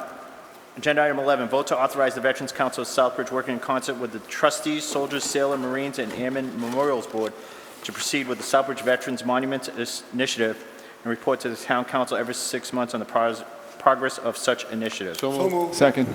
Motion and second. Council Adams? Mr. Chair, I will recuse myself from this. Thank you. Any other discussion? It's based on the previous presentation. Well done. Roll call. Counselor Catrona? Yes. Counselor Daniel? Yes. Counselor Dow? Yes. Counselor Jovan? Yes. Counselor Lazo? Yes. Counselor Marquetti? Yes. Counselor Ryan? Yes. And Counselor Steves? Yes. Okay. Motion carries, I will say unanimous with one recusal from Councilor Adams. Item 12, vote to set early voting dates as requested by the town clerk for the annual local town election on Tuesday, June 8th, 2021, as outlined in the attached memo dated April 14th, 2021. Is there a motion? So moved. Second. Any discussion, questions, comments? I think we've talked about it. Everybody's aware of it. Seeing none, roll call. Counselor Daniel? Yes. Counselor Dow? Yes. Counselor Jovan? Yes. Counselor Lazo? Yes. Counselor Marquetti? Yes. Counselor Ryan? Yes. Counselor Steves? Yes. Counselor Adams? Yes. And Counselor Catrona? Yes. Motion carries unanimous. Item 13, vote to accept the warrant for the town election on Tuesday, June 8th, 2021. Is there a motion? So moved. Second. Any questions of, town clerk is on the line, I believe, on the phone. Any questions to the annual warrant? Seeing none, roll call. Counselor Dow? Yes. Counselor Jovan? Yes. Counselor Lazo? Yes. Counselor Marquetti? Yes. Counselor Ryan? Yes. Counselor Steves? Yes. Counselor Adams? Yes. Counselor Catrona? Yes. And Counselor Daniel? Yes. Motion carries unanimous. Item 14, vote to approve the town clerk's transfer request from account number 001132-578100 Town Council Reserve to account number 001162-512000 Election Seasonal Positions in the amount of $5,000 to pay for the in-person early voting for the June 8th, 2021 election. Is there a motion? So moved. Second. Any discussion? I know I brought that up earlier. That's the estimated cost for the early voting. Councilor Steves? Yeah, the one question I had is that according to the transfer request form, it says that we have $55,917 and change in town council. Does that include the 35 or whatever it was we added at the last council meeting that we restored to council reserve? Is Karen on? I don't know if Karen's on. Or if the manager can answer that? Could you repeat that? According to the transfer request form, it says that there is $55,900 and change in our council reserve. Does that include the 30-something thousand that we put back into the council reserve at the last meeting? I don't remember putting stuff back, but maybe I forget. Remember, we reimbursed the council reserve because we got COVID money back. We have an agenda item, Mr. It's on Chairman, for for that tonight's this agenda. evening. That is tonight's. It's on tonight's agenda. That's what, I'm You sorry. might be I'm thinking about subcommittee We or- discussed it at GenGov, so sorry about that. That was one of the Okay. first agenda items before we got to the capital Yeah. items. Okay, okay, Okay, you good? okay, yep. Any forget other it. questions, comments? Seeing none, roll call? Counselor Jovan. Yes. Counselor Lazo. Yes. Counselor Marquetti. Yes. Counselor Ryan. Yes. Counselor Steves. Yes. Counselor Adams. Yes. Counselor Catrona. Yes. Counselor Daniel. Yes. And Counselor Dow. Yes. Motion carries unanimous. Item 15, vote to amend the original council vote of April 26, 2021 from the Community Center Director to transfer from account number 001132-578100 Town Council Reserve to account number 001631-521100 Natural Gas Recreation in the amount of $48.19 to pay a prior year bill that was missed and transition to the new community director. We originally submitted the transfer as the community center electricity in error. Second. Second. I know this came up and they just asked if they could simply change the account number. I stated that we should technically amend it and make sure that we have it correct in the minutes. Is there any other discussion? Seeing none, roll call. Counselor Lazo. Yes. Counselor Marquetti. Yes. Counselor Ryan. Yes. Counselor Steves. Yes. Counselor Adams. Yes. Counselor Catrona. Yes. Counselor Daniel. Yes. Counselor Dow. Yes. And Counselor Jovan. Yes. Unanimous of all present. Item 16, vote to approve the fire chief's transfer request from account number 001220-513000 fire overtime to account number 001132-578100 Town Council Reserve Fund in the amount of $25,000 to replenish the Town Council Reserve due to the FEMA received COVID-19 costs. Is there So a mo- moved. Second? Second. And this was the item that we were just talking about a couple seconds ago, and we did unanimously approve it. Okay. Any other discussion? Councilor Adams? Thank you, Mr. Chair. Just real quick, the balance and transfer from that account, is that $25,000 added on? To add it back Yes. in, yeah. Yeah, I'm just saying, is that bottom number, $77,746 in the reserve, is that with the $25,000 or is that? Oh, no, we only have $100,000 in that account anyways. Never No, mind. that's Scratch good. that comment. Never happened. Good? Councilor Steves? Just a technical question. I don't know if we have to vote two-thirds majority if we're adding money into the reserve just to take it out. You have to vote to move money. I'm not We're sure, on moving that, but money, I'm yeah. not sure on that. Well, You got to vote. Do we have to? you have to move it because You're moving it. it's We're going- putting it in, but, Yeah, okay, just clarifying. right, because the money is being reimbursed to the fire putting it overtime back in, account. yeah. We're transferring it back to reserve. Yeah. That way the fire chief can't spend more overtime. Not that he would. That's a joke. He'll be Right, Chief? working It's a joke. 195,000 hours himself. Good. Watch the pennies, the dollars will take care of themselves, Mr. LaFleche tells me every day. Any roll call? Counselor Marquetti. Yes. Counselor Ryan. Yes. Counselor Steves. Yes. Counselor Adams. Yes. Counselor Catrona. Yes. Counselor Daniel. Yes. Counselor Dow. Yes. Counselor Jovan. Yes. And Counselor Lazo. Yes. Unanimous of all present. Item 17, vote to approve the DPW sewer transfer request from account number 600440-525100 repair maintenance of equipment to account number 600440-520300 collection systems in the amount of $8,000 to cover costs of pump rebuilt, compressor rebuild, and new flow meter and provide funds for the remaining part of the year. Is there a motion? So moved. Second. Council Marquetti? This was approved at the DPW subcommittee meeting, unanimous. Thank you. Any questions, comments? Seeing none, roll call. Counselor Ryan. Yes. Counselor Steves. Yes. Counselor Adams. Yes. Counselor Catrona. Yes. Counselor Daniel. Yes. Counselor Dow. Yes. Counselor Jovan. Yes. Counselor Lazo. Yes. And Counselor Marquetti. Yes. Unanimous of all present.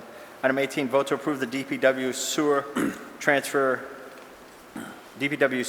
request for the account number 600440-525100, repair and maintenance of equipment to account number 600440-530700, testing and evaluation in the amount of $750 to cover the laboratory costs for PFAS sampling of sludge, which increased from $630 to $905 per sample. Is there a motion? So moved. Second. Motion and a second. Council Marquetti? Thank you, Mr. Chairman. This was amended to $300. Apparently, I guess we You're missed right. it. It was. So if you want to make a, subcommittee. you want to make a friendly amendment or something, Yeah, so what are we doing? we amended it to $300, not $750. You're right. 300? We did. Okay. Yep. I'm only going, I was not there at DPW because I was I away know. because of a death I in the family, understand, so yep. I only go by what was provided to me by the town hall. So, So and it friendly was, amendment, 300? 300, and it was approved 5-0, unanimous. Thank you. Thank you. Any other discussion? Roll call. Counselor Steves? Yes. Counselor Adams? Yes. Counselor Catrona? Yes. Counselor Daniel? Yes. Counselor Dow? Yes. Counselor Jovan? Yes. Counselor Lazo? Yes. Counselor Marquetti? As amended, yes. Thank you. And Counselor Ryan? Yes. Thank you. Mr. Chairman, I Yep. neglected to inform my staff. I typically let them know the outcome of the votes, and I forgot to mention that it had been amended at subcommittees. Minor. Thank you. Item 19, vote to ratify the tie-in bonds contract amendment number 2 for additional engineering services related to the design of Ashland Avenue Bridge replacement in the amount of $36,850 to be funded by Chapter 90. So moved. Second. Council Marquetti? Thank you. This was approved unanimous at DPW subcommittee. Any questions for Heather? Nope. None, roll call? Counselor Adams? Yes. Counselor Catrona? Yes. Counselor Daniel? Yes. Counselor Dow? Yes. Counselor Jovan? Yes. Counselor Lazo? Yes. Counselor Marquetti? Yes. Counselor Ryan? Yes. And Counselor Steves? Yes. Unanimous, all present. Item 20, vote to ratify the contract with North Quabbin Forestry Services for initial term of 4 years with an optional extension up to 10 years for watershed forestry management services in the amount of $26,270 for preparation of the 10-year stewardship plan, an additional fee for harvest management per each tree cut in at a reimbursable rate per contract documents, with the first year rate being $1,000 per harvest plus $10 per 1,000 board feet for lumber and $5 per cord for cordwood. The stewardship cut-in plan will be funded by the reservoir capital account number 610-450-583000-21584, and the harvest management fees will be paid by the proceeds received from the sale of wood from each harvest. So moved. Second? Motion is second. Council, is that through you? Was that in your subcommittee? No, it wasn't. It was DPW. DPW, DPW. and DPW approved to send it up to council. The vote was 4-1. Thank you. Thank you. Council Steves? And I was the one that didn't want this one. And I'll just quickly reiterate why, because I think it's one of those situations where, to jump back to when we were debating the change to the zoning for solar, I think this is a perfect example of why we need to keep the forests intact. These forests are protecting our watershed, and I understand what Heather was saying about that there's other evidence out there about the need to thin forests and things like that. And while I understand that, I think that the argument is overweighed by the fact that the bigger the trees, the older the trees, the better they store carbon, the stronger their root systems are to keep the soil intact, to make sure that the stuff that they're providing a lot more oxygen, and it's also making sure that it's a lot harder for stuff to slide into the reservoirs. And I really think that we should be leaving the reservoir watershed trees as they are. So I'm opposed to this. Thank you. Any other questions, comments, discussion? Council Marquetti? At the subcommittee level, I did ask about, because I know that lumber is at a premium price right now due to the COVID, and I was wondering if we're going to get a premium price for the sale of this wood. And I think the DPW director said we would be getting a premium price. My only question was that I would like to see a receipt of the sale on those trees. Thank you. DPW Director?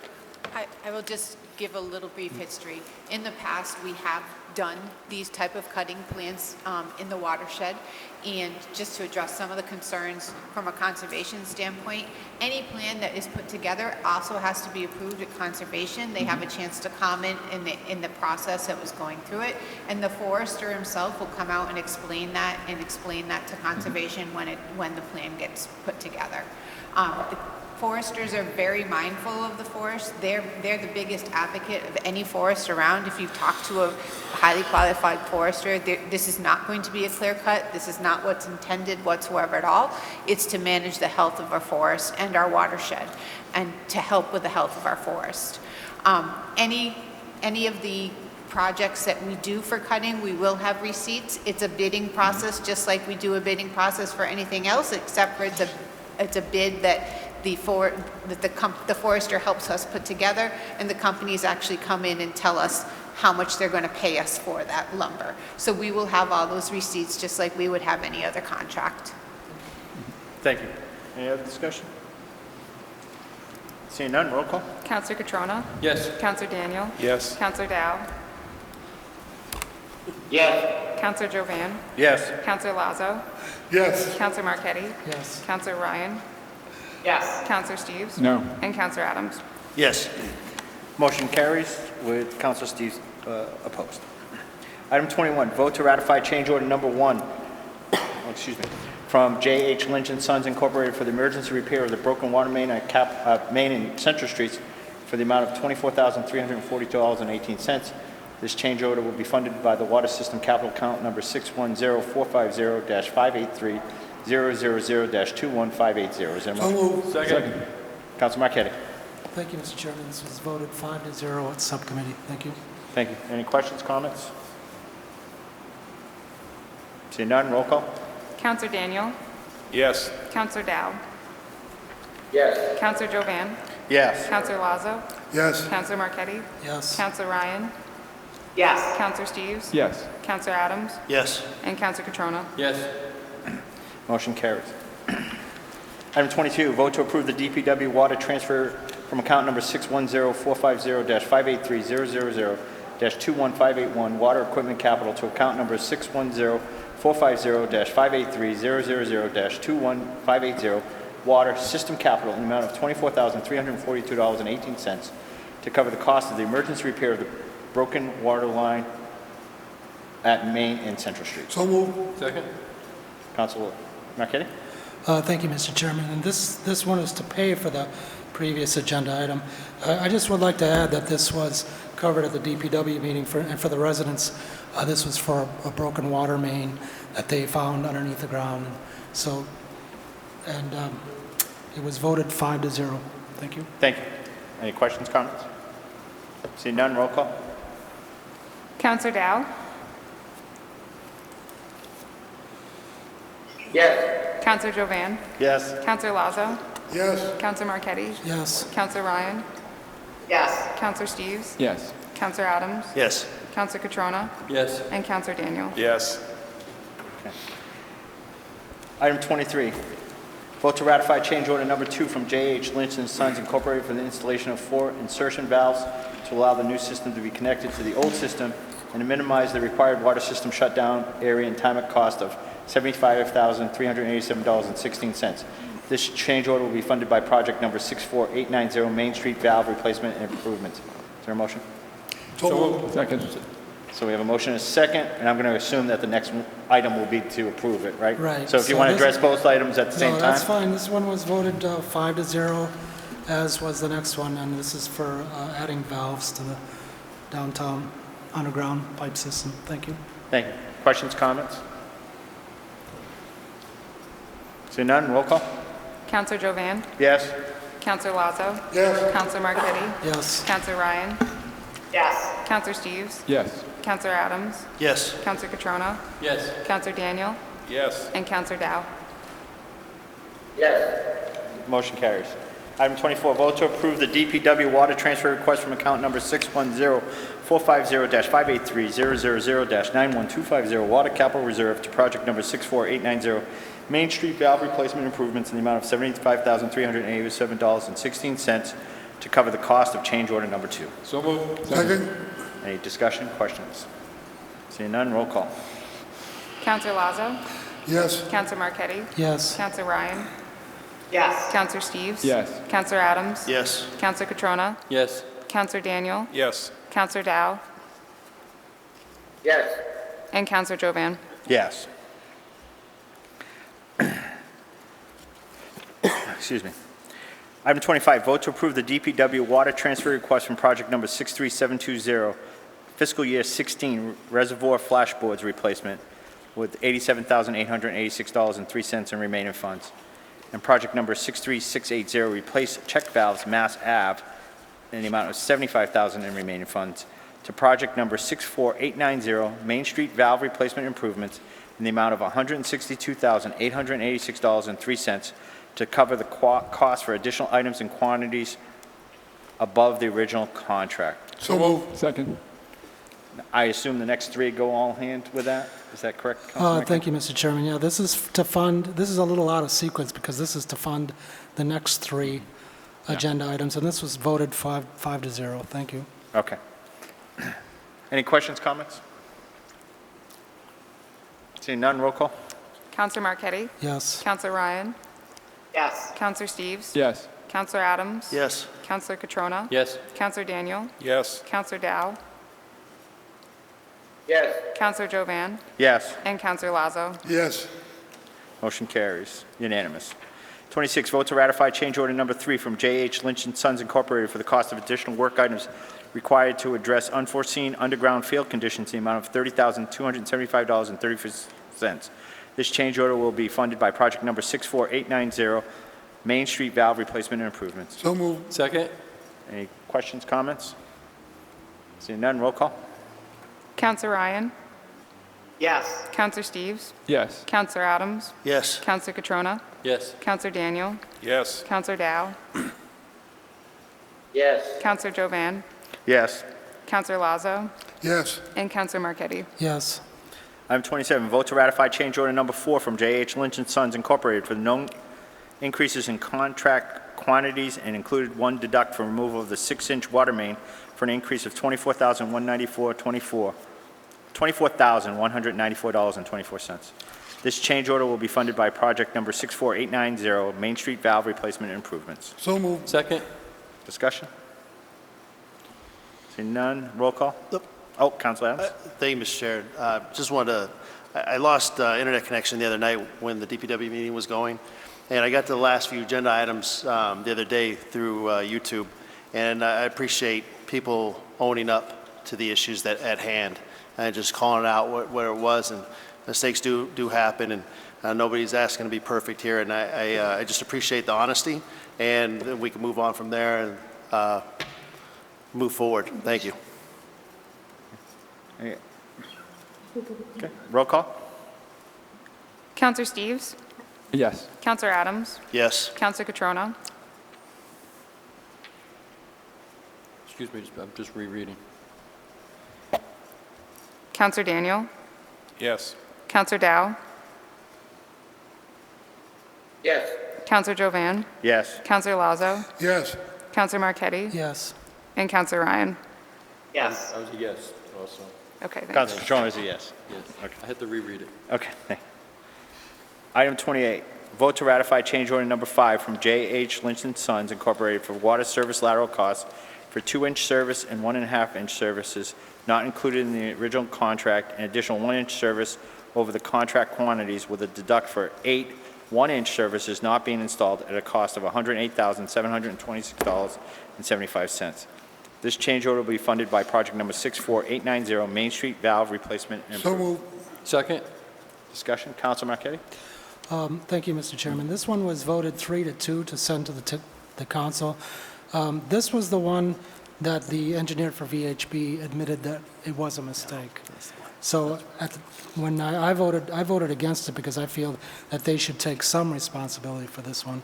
Thank you. Thank you. Council. Thank you, Mr. Chair. Clarification. I'm sorry, I put both same notes on both pages, and it's this one where I appreciate the honesty from Ms. Blakely and VHB on the mistake that was happening. So just want to make that clear. I want to own up to my own mistake. Thank you. Thank you. Council Catrona? Thank you, Mr. Chairman. Through you, there was quite a bit of discussion at subcommittee, and thank you, Heather, and also the Heather had a representative for VHB on the line as well, who did own up to the error on their part. We did receive an email from the town manager today, I believe related to this issue.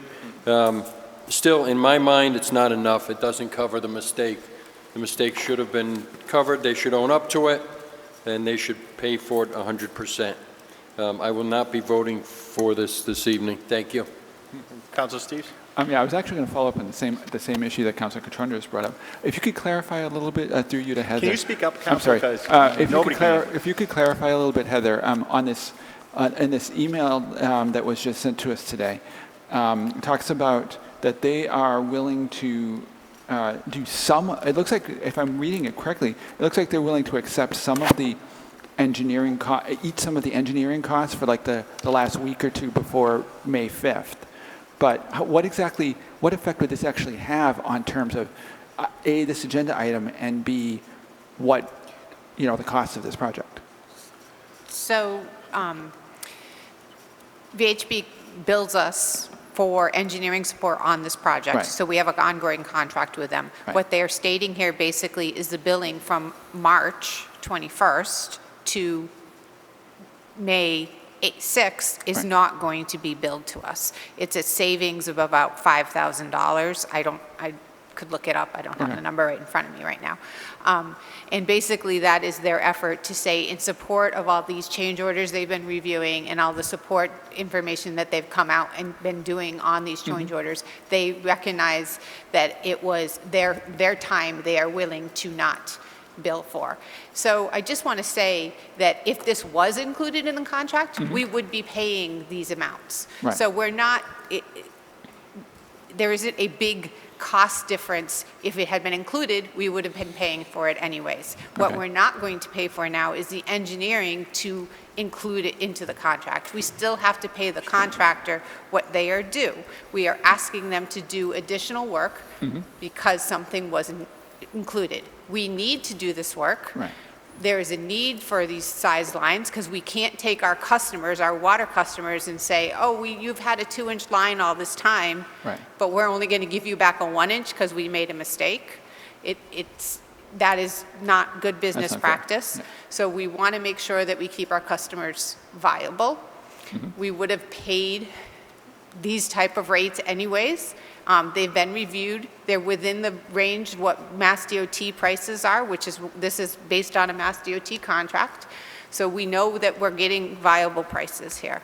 I think it's big of the engineer to admit that, something was missed and be willing to give up some of their cost of their actual time of what their staff has done in support of what they have done out here. And not just in support of what they've done regarding this change order, really in support of what they've done for the last month, over a month, Right. to the project, which equals about $5,000. Okay. Are you all set? Thank you, Mr. Chairman. Councilor Catrona? Through you, I know, and thank you to the town manager, if he did reach out to VHB, I'm not sure, but thank you, and I requested at subcommittee. Heather, just a few things, and I know we heard at subcommittee at length the amount of revenue that this added line, diameter of the line will bring into the town of Southbridge because of the water. Rather than go into detail and rehash it out again, I think we did at subcommittee, for the minimal amount of revenue it's going to bring in, everyone that is going to receive this on Main Street is in agreement to pay the fees, is that correct? So anybody who is upsizing a line, now we're talking 6 2-inch lines right now. 4 of them are already in existence. So they're not nobody's upgrading there. The other 2 are paying, one has already paid their upgrade fee and the other one has agreed to pay their upgrade fee. There was a third that is in limbo, that's not included in this change order, that has approached us and they owed bad water fees. They owed us money in our water system, so we told them until that was paid off, and I'm still waiting to hear that that's been paid off. They have agreed, they told us they were going to pay it, which was over $9,000. They already has sent us the check to upgrade to the 2-inch, yes. Can you identify the 3 new properties? Yes. One is I want to make sure I get the names right. Southbridge RE LLC, that's 318 Main Street. One is what we refer to as the empty lot, 310 Main Street. And the third is the old Southbridge Credit Union at 205 Main Street. Thank you. Thank you, Mr. Chairman. I'm all set for right now. Mr. Town Manager? Just point of clarification, I know Councilor Catrone had asked Ms. Blakely and I to reach out to VHB. Before I could contact Heather the next morning, she had already been in contact with VHB and started that conversation. So I want to give credit where credit is due. So the conversation originally occurred between the two parties, VHB and Ms. Blakely, and then she notified me after the fact. So I was brought in. Thank you. Thank you. Councilor Adams? Thank you, Mr. Chair. To Ms. Blakely, 318 Main Street, Yes. you said that they already paid for the upgrade? Or They they're are in limbo? one that has sent in the check, and they owed money, back money for their water bill, and have agreed to reimburse us for their water bill. Does this include any possible fines from the town or anything like that, or is this strictly water? Like, would this stop, like, we wouldn't do any work over there if they owed fines or anything Correct. else? We wouldn't do any work if they owed any other things. Okay. Three, Well, from my understanding, there's fines on 318 Main Street. Wait, maybe it's not 318, because 318 is the wrong lot. I have it circled wrong. I think it's 318 through 320. It should be not 318, it should be Southbridge Inequities LLC, where the Metro is and where the old pump house was. Is that pump house? I'm sorry, 338. I had the wrong one Okay, circled. the Metro Beach. 318 was interested, but we told them that they'd have to pay up all their fines and everything else, so they didn't send them. Thank you for looking into that. Appreciate it. That makes sense. Councilor Dow, you all set, or do you have a question? Go ahead, Councilor. Thank you, Mr. Chair. Through you, my question is now we're going to spend $108,000. In the future, the other building, they need to use that service. They're going to pay fee like everybody else, or the town is going to be taking the charge of those lines because the road is open. And one more question for Heather. Those three floors or four floors, the new building, they need a sprinkler system. The 2 inches is enough to do a sprinkler system on it, or you need 6 inches? There's 6-inch being brought to the empty lot, and the other buildings have not indicated that they would want a 6-inch line. Did you get my answer? I got your answer, yeah. Is it the new the building next to the empty lot? It's under construction now, and it's 3 floors. It's supposed to be the sprinkler system by law in there. They have asked for a 6-inch line to be brought to the edge of the property, correct? And they'll be paying the connection fee for that also. Okay. So they're bringing a 6-inch So to their the property? town- Go ahead, The Councilor. town paying to bring that pipe from the main line to the edge of the property, or the customers paying? The town currently is paying, with the customer paying the What connection changed fee. now? What changed now? You know, usually the customers pay from the line, from the main line to the property. What changed now? I That- understand the road is open. In the meantime, you guys need to run that pipe to don't open the road in the future, but it should be, if the customers have to use that line, it should be charging them the fee back. I don't think the town or the taxpayer is supposed to pay for certain people that amount. We haven't done a lot of water line expansion projects here in Southbridge lately, but I do want to explain how we have done them everywhere else that Southbridge operates a water system. So I'm mainly talking Charlton, because that's where we've done all the systems recently. Every lot in Charlton gets a water service brought to the edge of their property. So if there's an empty lot that can be developed while we're doing it. Excuse me. Hold on, Sorry, Councilor Dow. She's explaining something. Give me 1 second. Go ahead. In Southbridge, not in Charlton. She's explaining something for clarification. Let me have her explain it. And Go ahead. it's a policy so that when you're doing a water line, that service is there and available, because we all know that those roads can't be touched for another 5 years. It would be the same here if we were doing it here on any other project. You want to be able to provide people with the service for their water. I understand Councilor Dow's position, because anybody else where there isn't a moratorium that comes in and wants to do a connection is responsible to pay the connection fee and pay for that portion to come from the main into their building, because as a town, we're not paying for that. They're coming to us for that privilege to do that. I understand where that dichotomy is in the whole regulations, but I don't know how to rectify it at this point, because I do think it's a good policy that if someone has come to us and say, look, I want to pay my connection fee and I want this work done while you're doing this work because I'm planning ahead and I want to better Southbridge and better this property, that we do it. We don't have the opportunity to do that in every case, but we need to be able to do that. In the cases where people have shown that foresight to me, and that's why we reached out. I will be honest, I reached out to a lot of these businesses through the water department and said, do you want to upgrade your service? Because if the time to do it is now. And that is how we got 2 people to come back and say, yes, they wanted to upgrade their service from the 1-inch to the 2-inch service. There was many other people that had conversations with us. What does this mean for my water bill? What does this mean for other things? And decided that they didn't want to do it at this time, that they had enough water pressure and that wasn't what they wanted. Many of these buildings already have fire protection. They already have 6-inch lines going to them, so we're just extending the same 6-inch lines back. Thank you. There is no 6-inch line on this agenda item. This agenda item is Correct. specific to 1-inch and 2-inch lines. Correct. Right. So I want to narrow the scope to this. I appreciate the conversation about a 6-inch line, but there's nothing on here for us to approve a 6-inch line. Am I incorrect, Council Lazo? No, you're correct. The discussion and the debate that, and again, I give Mr. Marquetti, Council Marquetti, a lot of credit. He ran a great meeting for DPW. We're voting a lot of money here. We're voting a lot of Main Street work here. The job can't stop, the bills have to get paid, and the job needs to get done. The thing is, back when we bought the water company would never let anybody touch the main. The water company would come in and tie you in from the main to the shutoff.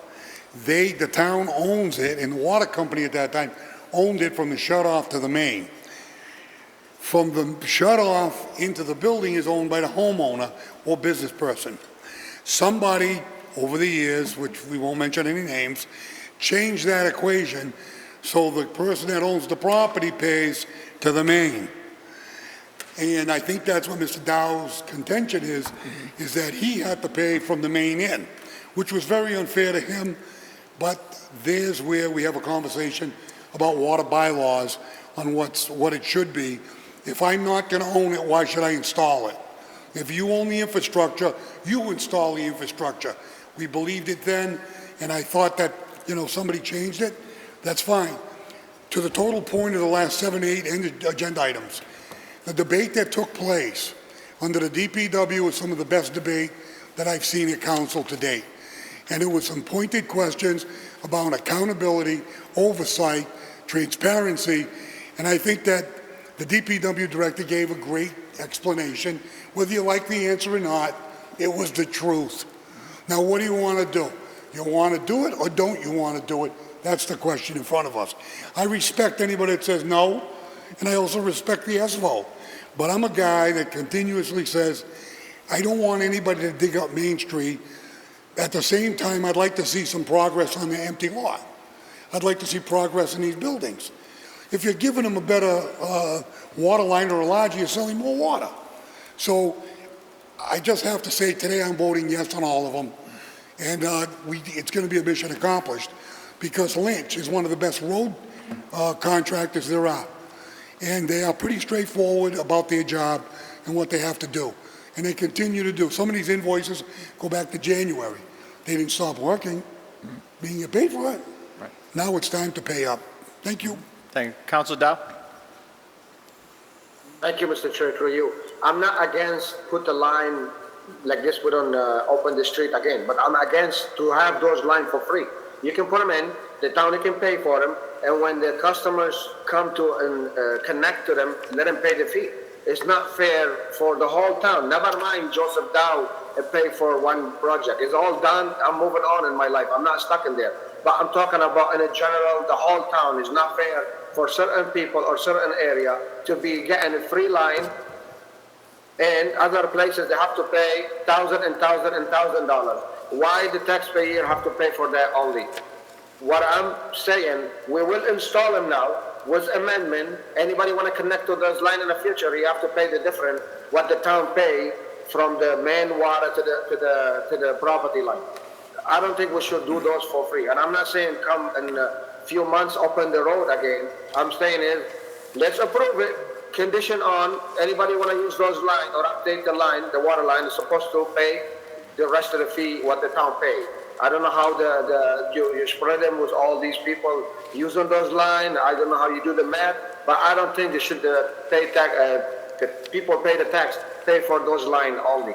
I think everybody should pay for them. So I vote no if you're not gonna enforce the people in the future. Anybody want to use the update line to pay for it? And if you do amendment, I will vote yes on it. Thank you. Thank you. Councilor Castrone? I'm all set, Mr. Also? Chairman. Any further discussion?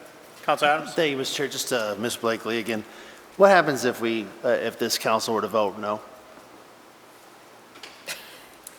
Honestly, I don't know, because I will have 6 customers that will have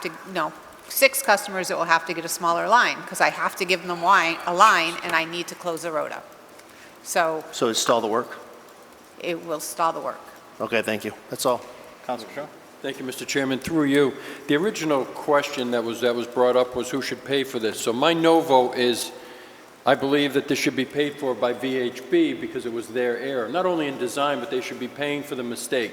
As I brought up in subcommittee, and I wasn't going to go there tonight, but I will now, we've seen multiple contractors make mistakes in this town. We saw it at the sewage treatment plant when we couldn't get a barrel through a garage door because of a mistake from Stantec, and then we had to pay for it. We've seen it at the airport. This was a mistake that was made by VHB, and this town should not waste taxpayer dollars and pay for it. Thank you.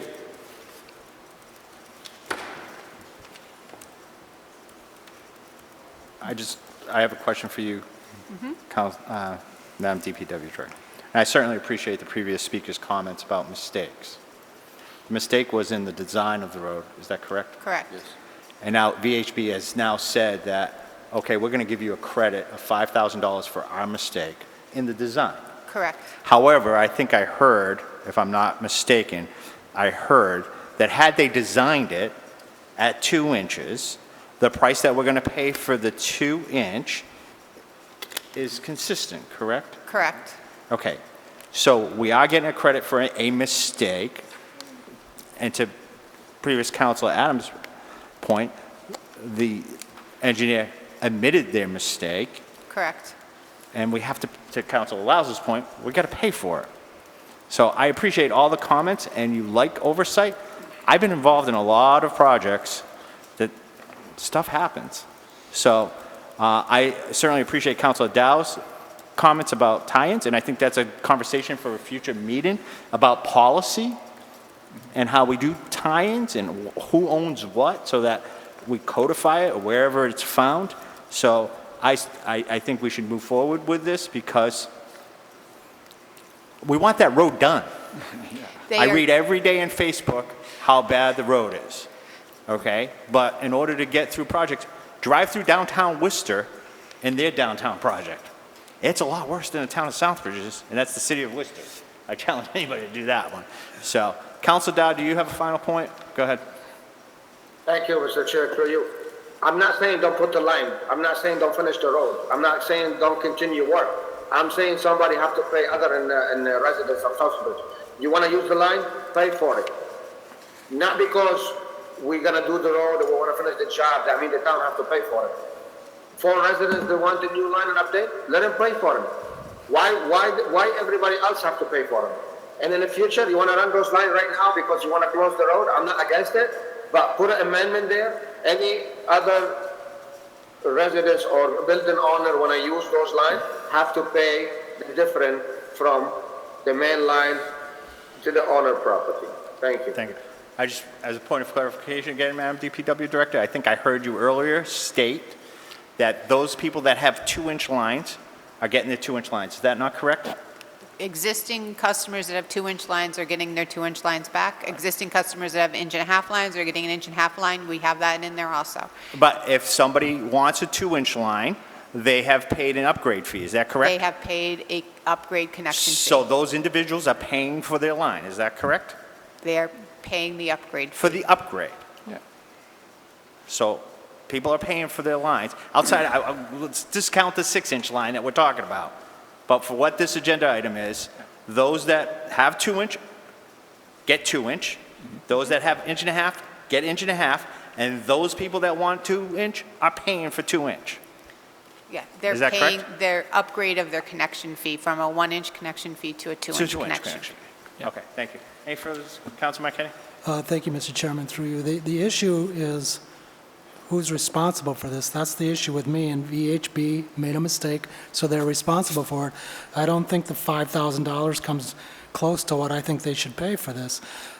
We are always having change orders, constantly having change orders. We make a mistake, there's a change order, we got to pay for it. They make a mistake, there's a change order, we still got to pay for it. So that's the only issue with me. I just don't think they may have said, okay, we made a mistake, but there has to be some consequences for their mistake. That's all I'm saying, and I think they should pay more than $5,000. Now, would this have been, this would have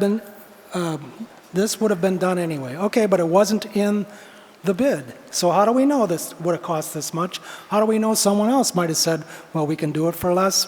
We don't really know. I'm not blaming Lynch.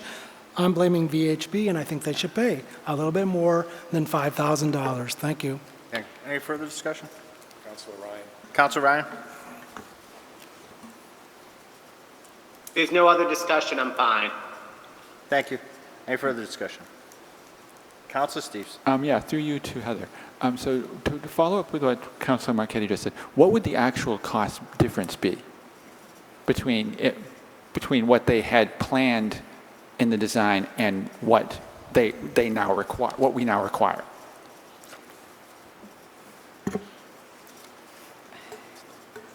I didn't do those calculations because I would have to include additional 1-inch service, linear footage. 13, let me see if I can figure out the linear footage. 195, 400. So 13 plus, let's say 25, it's probably, because it's a little confusing because we do have an increase of the 1-inch service on there of 53 because there's actually more 1-inch service line than it was included in the original bid documents. It's probably 50,000.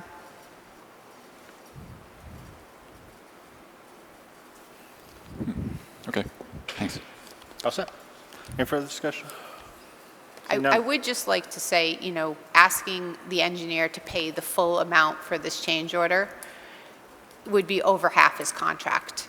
And if we start a policy like that, even if you start and have an errors and omissions, it only covers your engineering part of that. And that is basically what they're giving us in the $5,000. If we went to make a claim on their errors and omissions for something, you're only going to get the engineering part of it back. Right. If you start a policy that you're going to hold the engineer responsible for every single change order that they do and to pay the full amount, we are not going to get engineers that will work in this town.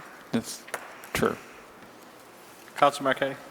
I think they have insurance for these type of things, so I don't think we're going to ask them to pull it out of their own pocket, but thank you. Thank you. Any further discussion? Seeing none, roll call. Counselor Adams? Yes. Oh, hold on. Councilor Dow, go ahead. Go ahead. Thank you, Mr. Chair, through you. The $108,000, that's included the work on the 6 inches line? No. No. The 6-inch line is not included in this. Who's paying for the 6 inches line? It's not part of this discussion or this part of this contract. But as a town council, I think I have a right to know who did the work, change of order on that 6 line. There's 6-inch line in our contract, so it's being paid under that in the contract. And anybody who's getting a new 6-inch line will pay a 6-inch line connection fee. Only connection fee, not the work, correct? Only the connection fee, not the work, yes. Thank you. Any further discussion? Seeing none, roll call. Counselor Adams? Yes. Counselor Catrona? No. Counselor Daniel? Yes. Counselor Dow? No. Counselor Jovan? Yes. Counselor Lazo? Yes. Counselor Marquetti? No. Counselor Ryan? Yes. And Counselor Steves? Yes. Motion carries 6-3 with Councilors Dow, Catrona, and Marquetti in opposition. Councilor Ryan voted against it. Oh, I did not. I voted for I it. think She voted for it, She voted 6-3. for it. My mistake, I'm sorry. I thought you said no too. Yeah. No, I heard her say yes. You did say yes, right, Councilor Ryan? Yes, I said yes. Okay, thank you. Item 29, vote to ratify change order number 1 from Vanessa Hagen Rustlin Incorporated, VHB, in the amount of $2,500 to rebid the rectangular rapid flashing beacons, RRFBs, for the Southbridge Shared Streets Engineering Services. So moved. Second? Did this go to DPW as well? P&D. PD? Yes, Councilor Mr. Adams? Just, it was unanimous of all present that evening voting in favor of. So this is something that we had discussed a few months back. Obviously, as the memo states, and I'm sure the town manager, Ms. Dean, can clarify better than I, but the bid went way over the budget. So she's asking to add that $2,500 so it could go back out to bid again. But like I said, she can explain better than I can. Thank you. Thank you. Any questions for PEG? Councilor Marquetti? Thank you, Mr. Chairman. Another VHB design here. The couple of questions I have is, first of all, the $2,500, is that coming out of the grant? PEG? Is that a yes? It's coming out of the grant? Okay. And what happens if they put it out, back out to bid, and it comes back and it's more expensive again? Are we going to pay them again another $2,500 to go through this one more time? Or? Is that a hypothetical to me? Go ahead. Yes, so obviously not being able to predict that, we're trying to set the stage for the most successful bid, hence putting in those 2 alternates and leaving out the pavement treatment. So I hope that we would all be able to see a bid within budget so that we can proceed. And my last question through you to the town manager. Why are we hiring VHB again? They can't even design a crosswalk, for crying out loud.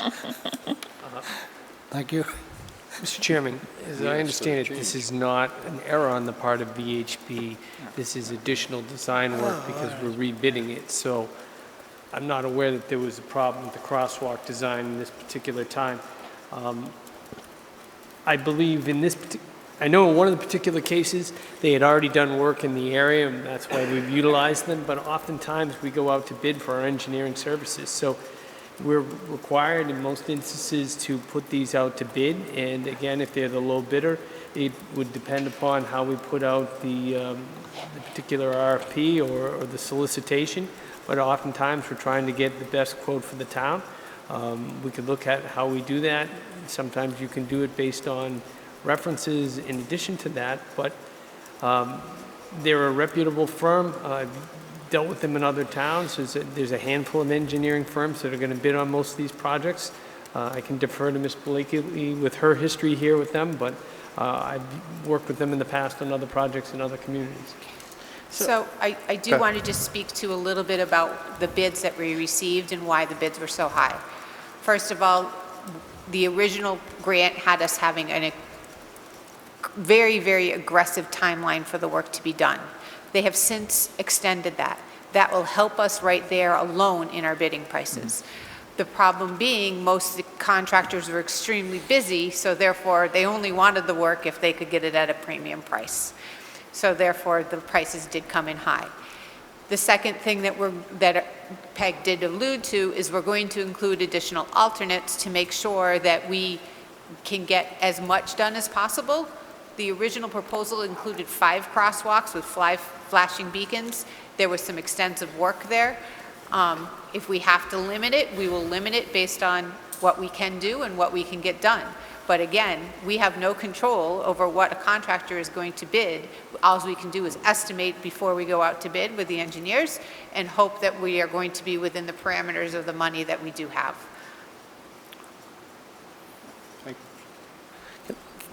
Councilor Adams? Can I just make a note, Mr. Chair, real quick? You know, reading here on the memo, $153,000 for the rectangle rapid flashing beacons constructions, all the way up until December 31st instead of, I believe it was at the end of May that we had to spend this money. So it was pretty quick. Another thing, this is a grant that we received that they applied, that the town applied for, we approved.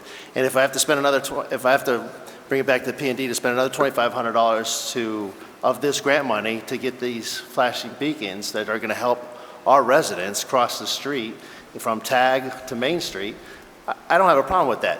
It's progression, and things do happen. So maybe to answer the Councilor Marquette's question there, yeah, I don't have a problem. Bring it back to P&D if it happens again. Thank you. Councilor Steves? Yeah, just to clarify through you to Peg, if I remember correctly, from P&D's discussion, wasn't VHB actually the contractor that the state chose for this project? Did we actually bid for them? No, we quoted this out. We had 3 quotes. They came in far lower than the other 3. Okay. Go ahead, Councilor. Councilor Steve, I think that was with the consultant firm. Okay.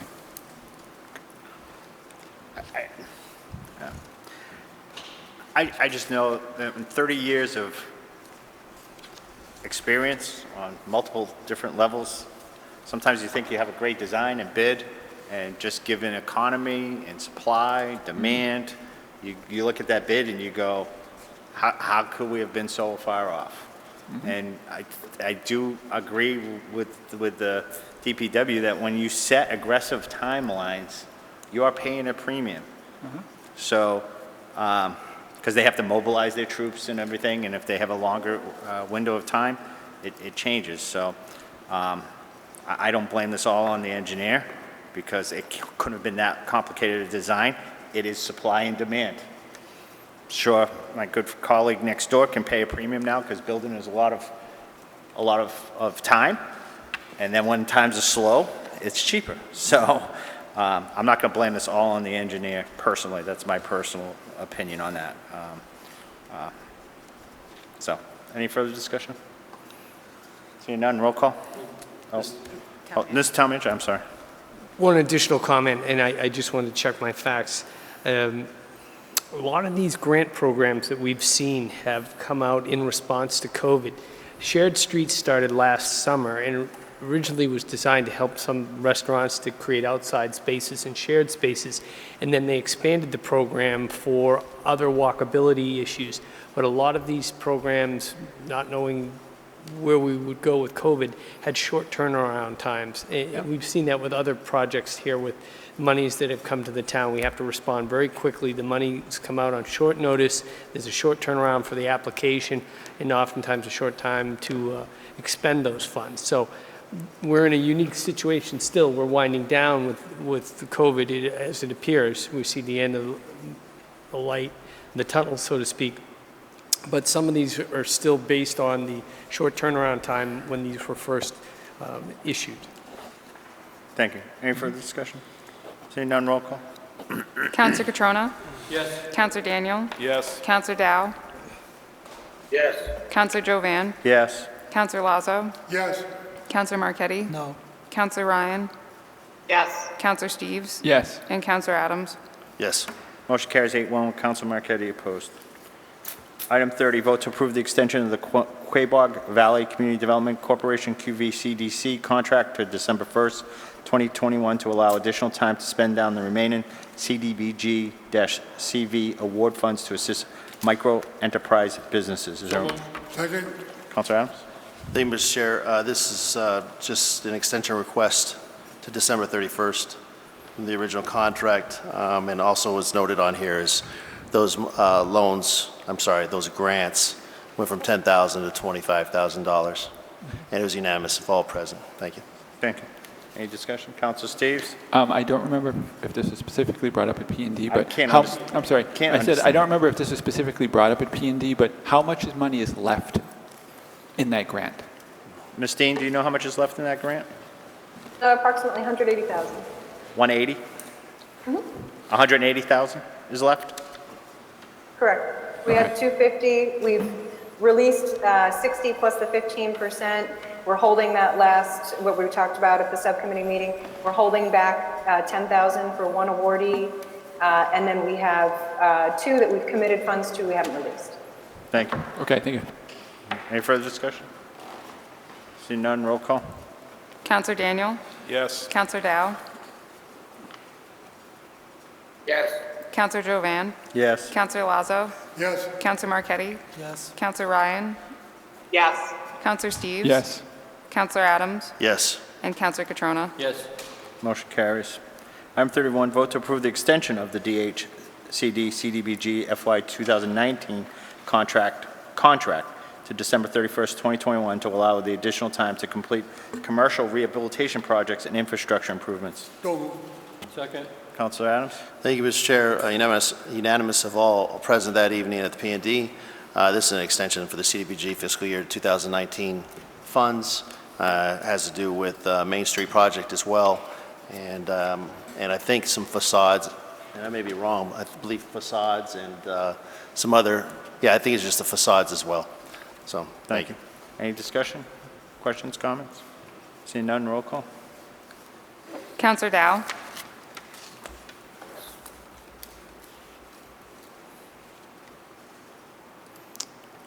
Yes.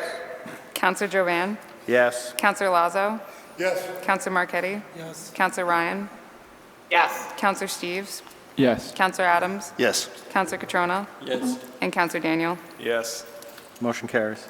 Item 32, vote to pursue the Mass Works grant application based on the Executive Office of Housing and Economic Development's EOHED response to the expression of interest for public infrastructure improvements at the American Optical Complex Southbridge Innovation Center, contingent on the design lining up with the corresponding budget provided by Worcester Development and Franklin Realty. So moved. Second. Second. Councilor Adams? Thank you, Mr. Chair. Unanimous of all present that evening as well. This is something that the councilors, I believe from last year, have seen before, this mass grants application. And Ms. Dean will, I'm sure, provide more than I can. But this one thing during the subcommittee meeting that was very apparent was Ms. Dean was very confident in this getting pushed through this time, especially if you see some of the comments on the memorandum that it was incomplete. Part of the application was incomplete. So I'll let Ms. Dean fill in the rest, Mr. Chair, if you don't mind. Ms. Dean?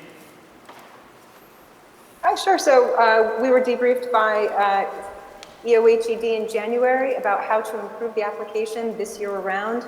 And what was emphasized is that if we can prove that the project is shovel-ready and we can more clearly detail the application with the phase 1 of the project, the exact budget that lines up with the proposed design, then we have a good chance. They have also, they being Franklin Realty, is seeking Economic Development Administration or EDA funds to match, which they will know about in June. So they're hoping that both with this application as a commitment, that will strengthen their ability to get the EDA funds. And they have also allegedly secured funds in the environmental bond bill towards the project. So I'll work closely with Chip Norton and the Worcester Business Development Corporation to go ahead with the grant if you approve it tonight. Thank you. Questions? Councilor Steves? Just a clarification on the agenda item, where actually the budget, it should be budget provided by Worcester Business Development Corporation, not Worcester Development, as a friendly amendment. If whoever made that motion would accept that? So is it Worcester Business? It should be Worcester Business Development Corporation. Corporation, okay. Is that a friendly amendment? I don't know Just who to made clarify the motion. Huh? Whoever made the motion. Yeah. Correct. Okay. Any other discussion on this topic? Seeing none, roll call. Counselor Jovan. Yes. Counselor Lazo. Yes. Counselor Marquetti. Yes. Counselor Ryan. Yes. Counselor Steves. Yes. Counselor Adams. Yes. Counselor Catrona. Yes. Counselor Daniel. Yes. And Counselor Dow. Yes. Hopefully that goes through, because that would be a nice project for the town. Item 33, vote that the town appropriates $25,700,000 to pay costs of the design, site acquisition, and construction of a fire station, including all costs incidental or related thereto, and that to meet this appropriation, the treasurer, with the approval of the town manager, is authorized to borrow said amount under and pursuant to Mass General Law, Chapter 44, Section 7, subsection 1, or pursuant to any other enabling authority, and to issue bonds or notes of the town therefore, provided, however, that this appropriation and debt authorization be contingent upon passage of a Proposition 2.5 debt exclusion referendum under General Law, Chapter 59, Section 21C, subsection K. Any premium received upon the sale of any bonds or notes approved by this vote, less any such premium applied to the payment of the cost of issuance of such bonds or notes, may be applied to the payment of costs approved by this vote in accordance with General Law, Chapter 44, Section 20, thereby reducing the amount authorized to be borrowed to pay such costs by a like amount. Is there a motion? So moved. Second. Motion and second. Mr. Town Manager? Thank you, Mr. Chairman. As you know, the last time we met, we voted to put a question, a debt exclusion question on the ballot. There had been some question about putting a dollar amount out so that the public was aware of the amount of money that we would be appropriating. And so when you do a debt exclusion, you can do it in more than one order. You can put the ballot question out, then you can do the appropriation, or the appropriation, then the ballot question. So what I did was I went and drafted language. I went back and just shared it with our town council and bond council. We put in the language at the end about any premiums to reduce the amount, and both council were satisfied with what, after that amendment, that would be sufficient. And so what this does is it utilizes the number that was provided by the Fire Station Building Committee for what their estimated cost would be, including some contingencies for the 25.7 million, and as worded, that would go out for borrowing contingent on the passage of the debt exclusion question. So if the debt exclusion question did not pass, then we would not do the authorization. You all set? Thank you, Mr. Chairman. A couple quick questions. I guess, and maybe it's just from my own knowledge, I don't understand why we're putting this on the agenda now. But when the voters have, I want the voters to vote for it, I understand that, but, and this is dependent on the turnout of, how the vote goes, but I guess I don't understand why we're voting on it tonight. That's my first question. Maybe I'm just confused. If I may, Mr. Chairman, there was some discussion at the last meeting about the wording of the question. And as I indicated at that time, and I had backup real time from town council, that the wording for a debt exclusion is defined by statute, and it does not put the dollar amount in. But the sentiment of many of the councilors that evening was they wanted to make sure the voters knew the costs and the appropriation. So because we put the ballot question on first, the way we would do it now is you would make the appropriation, but the authorization of using that money would then be contingent upon the outcome of the ballot question. So we could have done them both at the same time. We had some conversation, the chairman and I spoke to council. They said we could do it in either order. I had asked originally to put the ballot question on, then the question came up that evening about the dollar amount, so I went back and said, how do we word this now? Thank you. If I can continue, just thank you for the explanation, Mr. Town Manager. Can we have, can the town put on the ballot a question with the amount only? Two separate ballot items? Not that I'm aware of, and at this point in time, we could not, because things would have had to been submitted to the clerk for placement on the ballot, it's my understanding, no later than 35 days prior to the date of the actual election. But there are different types of questions that can be placed on the ballot for Proposition 2.5. But for this particular type of question, which is a debt exclusion, the format of that question is prescribed by statute and does not contain a dollar amount. Thank you, Mr. Chairman. Councilman Marquetti? Thank you, Mr. Chairman. First of all, I don't think we should be voting on this tonight. I think we should wait till after the residents vote on the debt exclusion. Everybody said they wanted the residents to decide, so let them decide on the cost as well. What you're doing here is you're telling the residents, the councilors also approve of this $25.7 million, and residents have spoken to me, and a lot of them say they're not in favor of $25.7 million. Some of them say we understand the need for a fire station, but they think it's too expensive. So to vote on it tonight, in my opinion, the council is saying we are also in support of the $25.7 million fire station, and you know that that's what they're going to use, the supporters of the fire station. They're going to say even the council voted for this. I did get a call from a resident, excuse me, a 78-year-old resident. He's on a fixed income. He says he can't afford the tax increase that would come with it, $25.7 million. He understands the need, but he feels the cost should be cut down. So what you're saying is if they vote for this debt exclusion, we have now set the price at $25.7 million. He thinks the councilors, he also wanted me to convey this to the councilors. He says he thinks the councilors are not listening to all the residents. They're only listening to one group. And he wants to know if anyone else in this town is going to sacrifice for the building of this fire station besides the residents. He's been watching a lot of the council meetings. He says he sees the increases of spending. We're buying new cars, we're buying new trucks, new ambulance, salaries are going up, cost of living increase is going up, bonus checks, we're hiring more people. And he feels the only people who are being asked to sacrifice for the fire station are the residents. And he wanted me to convey that to the councilors, so I did. Now at the April 5th council meeting, the councilors voted to submit to the voters of Southbridge a referendum question on the approval funding of the fire station.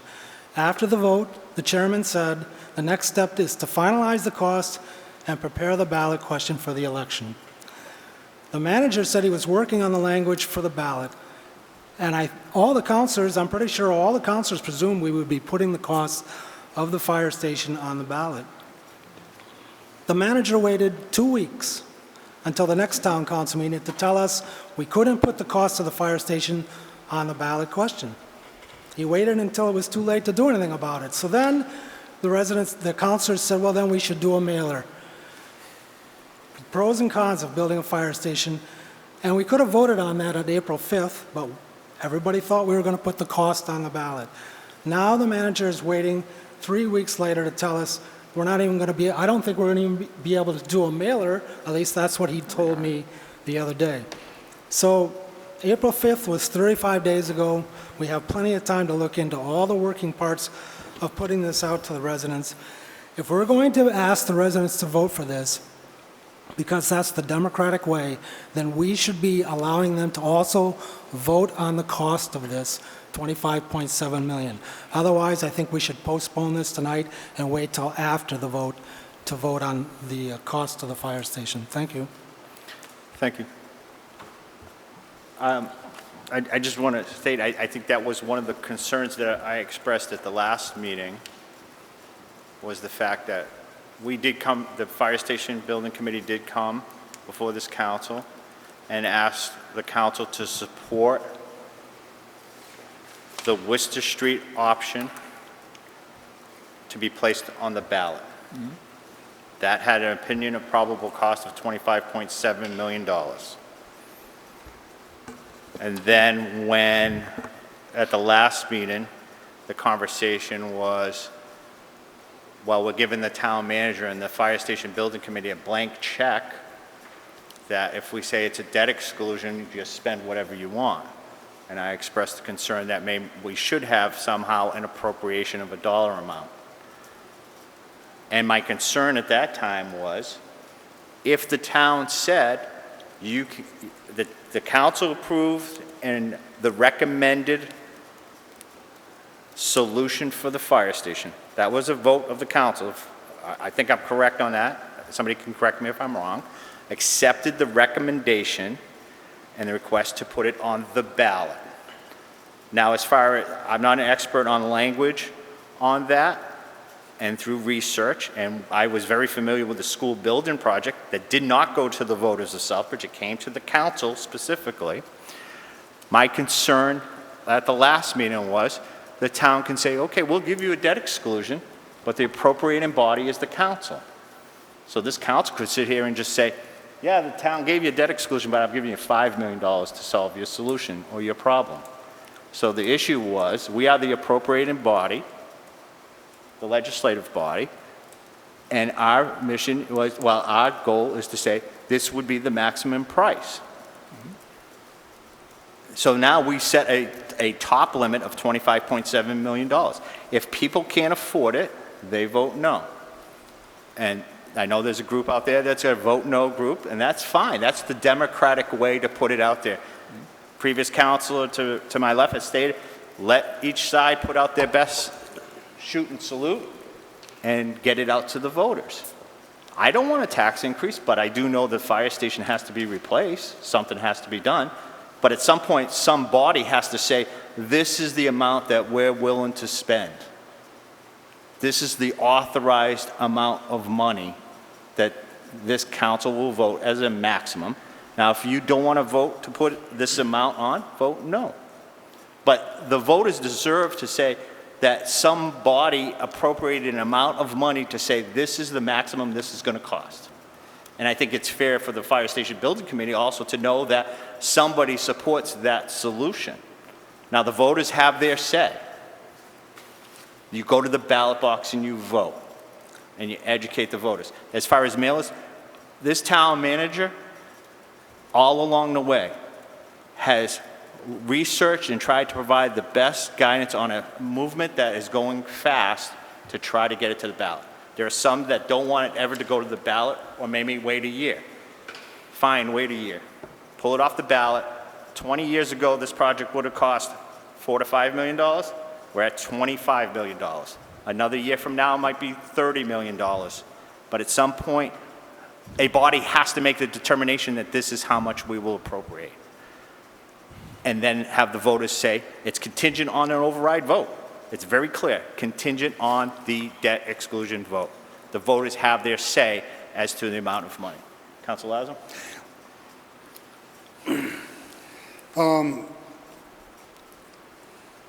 With all the experience I have on overrides and the history of 35 years in government off and on, this is the most confusing ballot vote I've ever seen.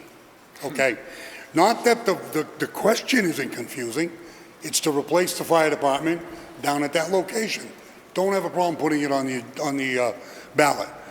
We wanted the price tag on it. The last time we did the middle high school, the reason why we didn't go to the ballot is because Florence Chandler didn't raise taxes for 12 years, and we had such a differential between the tax cap and we sold a couple of buildings, we had 87% funding. It was a whole different equation. It was a perfect storm for the town of Southbridge, didn't raise taxes. That school did not cause a tax hike. Here we are today, whatever the number is, we all want it on the ballot. And the state doesn't want it on the ballot. I don't have a lot of faith in the very liberal state that we live in, but as far as the accountability portion. So I sit here, and I'm going to vote to appropriate if it's passed. I'm not in favor of this. It's been eating me alive since I found out about it. I talked to the chair, and when he mentioned it, I go, I don't understand it. We have a member of the building committee that's online saying that there's going to be two options on the ballot. And the first thing, we know there's not two options on the ballot. The more we keep working on this, the more confusing it's getting. So, for me, fast track, fast track. Maybe we should slow down so we don't stumble over our own feet. For me, that's all I'm going to vote for. Put it on the ballot. Tell me how you feel about it. That's all I want to hear. And that's where I'm going to end it. Let the noes and the yeses fight over it, and let the vote fall where it may. And as a counselor, I'll pick up those pieces and do what they send, whatever the project is that they send to us. If it's back to the drawing board, we go back to the drawing board. If it's go forward, we go forward. But to vote on this tonight, it's like almost putting the cart before the horse for me. And it's getting more confusing by doing this to me. I mean, just my opinion. Thank you, Mr. Chairman. Mr. Tomlin? So this isn't anything to do with the actual ballot question, just so we're clear. We've already voted for the form of the question. The question has been sent to the clerk. As it's been indicated, this has been a fast-moving process. I've tried to respond appropriately to what has been asked of me and what the consensus of this council has been. As I said, there are various ways to approach this. So we put the ballot question forward and sent it to the clerk. Then the night that we went to vote on that, people wanted to amend it and put the dollar amount, and I had indicated you can't because the debt exclusions, the statute says you can't. So normally you would have the vote, and then after the vote, you could do the appropriation and then the authorization. But what my takeaway was, quite a few people, as I recall that evening, wanted the people to know what the amount, the top end of the amount would be, what the appropriation was going to be, because that's what people wanted to insert into the question that evening. So if we wanted to make the appropriation prior to the election, you would have to make it contingent on the outcome of the election. If you don't want to do this, you can still do it after the election. Right. It's just the sense that I got the other evening was you wanted to vote on this prior to the election so people understood what the total appropriation could be. So if I took something wrong from the council, I'm sorry. I'm not trying to confuse the process. I'm trying to listen very closely to what people have asked. Now, I will tell you, I'm getting ahead of myself, but based on my conversation with town council, I'm going to ask to withdraw agenda item 34, and we'll talk about it, but I just want to make sure we're clear before we even start that. And it's for the very same reason. And it's what Mr. Marchetti, Councilor Marchetti alluded to, because the question came up about letting people know. And so there are a lot of things that we don't have on the books here. You know, I've uncovered the fact that we didn't approve the marijuana tax in advance. There are other local option taxes I'm realizing we didn't put on the books. We don't have that current section on the books in the next agenda item. And speaking to council, it's very complicated and it may be too late in the cycle to even do it. That's what Councilor Marchetti had alluded to. I told him that the other day. Their dollar requirements, there's a whole lot that one can do during a debt exclusion question. And as you've indicated, Councilor Lazo and others, the last time you went out to spend something of this caliber, you didn't do it through a debt exclusion. You did it funding it within the tax base because you had the levy capacity to do so. So if you decide not to do anything with this, you can still make the appropriation after the election, assuming that it passes. If it doesn't pass as written, then you don't have to do anything. This is just an option. And if you find it confusing, well, then you have your option to vote it down. Councilor Ryan? Thank you, Mr. Chair. Through you, I just first want to say I appreciate the work the manager's done on this. I appreciate the fact that he took our concern about not having an amount put on the ballot and came up with this option. I view this as a clarifying option. I think it makes it quite clear to people when they go to vote on the ballot question, this is the upper amount it will be if we vote to approve this amount contingent on the election tonight. And I don't, for the last meeting, we talked about how the number wasn't out there. We didn't put it a specific number. We don't really have, it's just going to be a blank check. Now we have an opportunity to say, this is the upper amount. This is what it's going to be based on the recommendation of the Fire Station Committee, of which Council Chair Jovan is right. We accepted that recommendation. Why?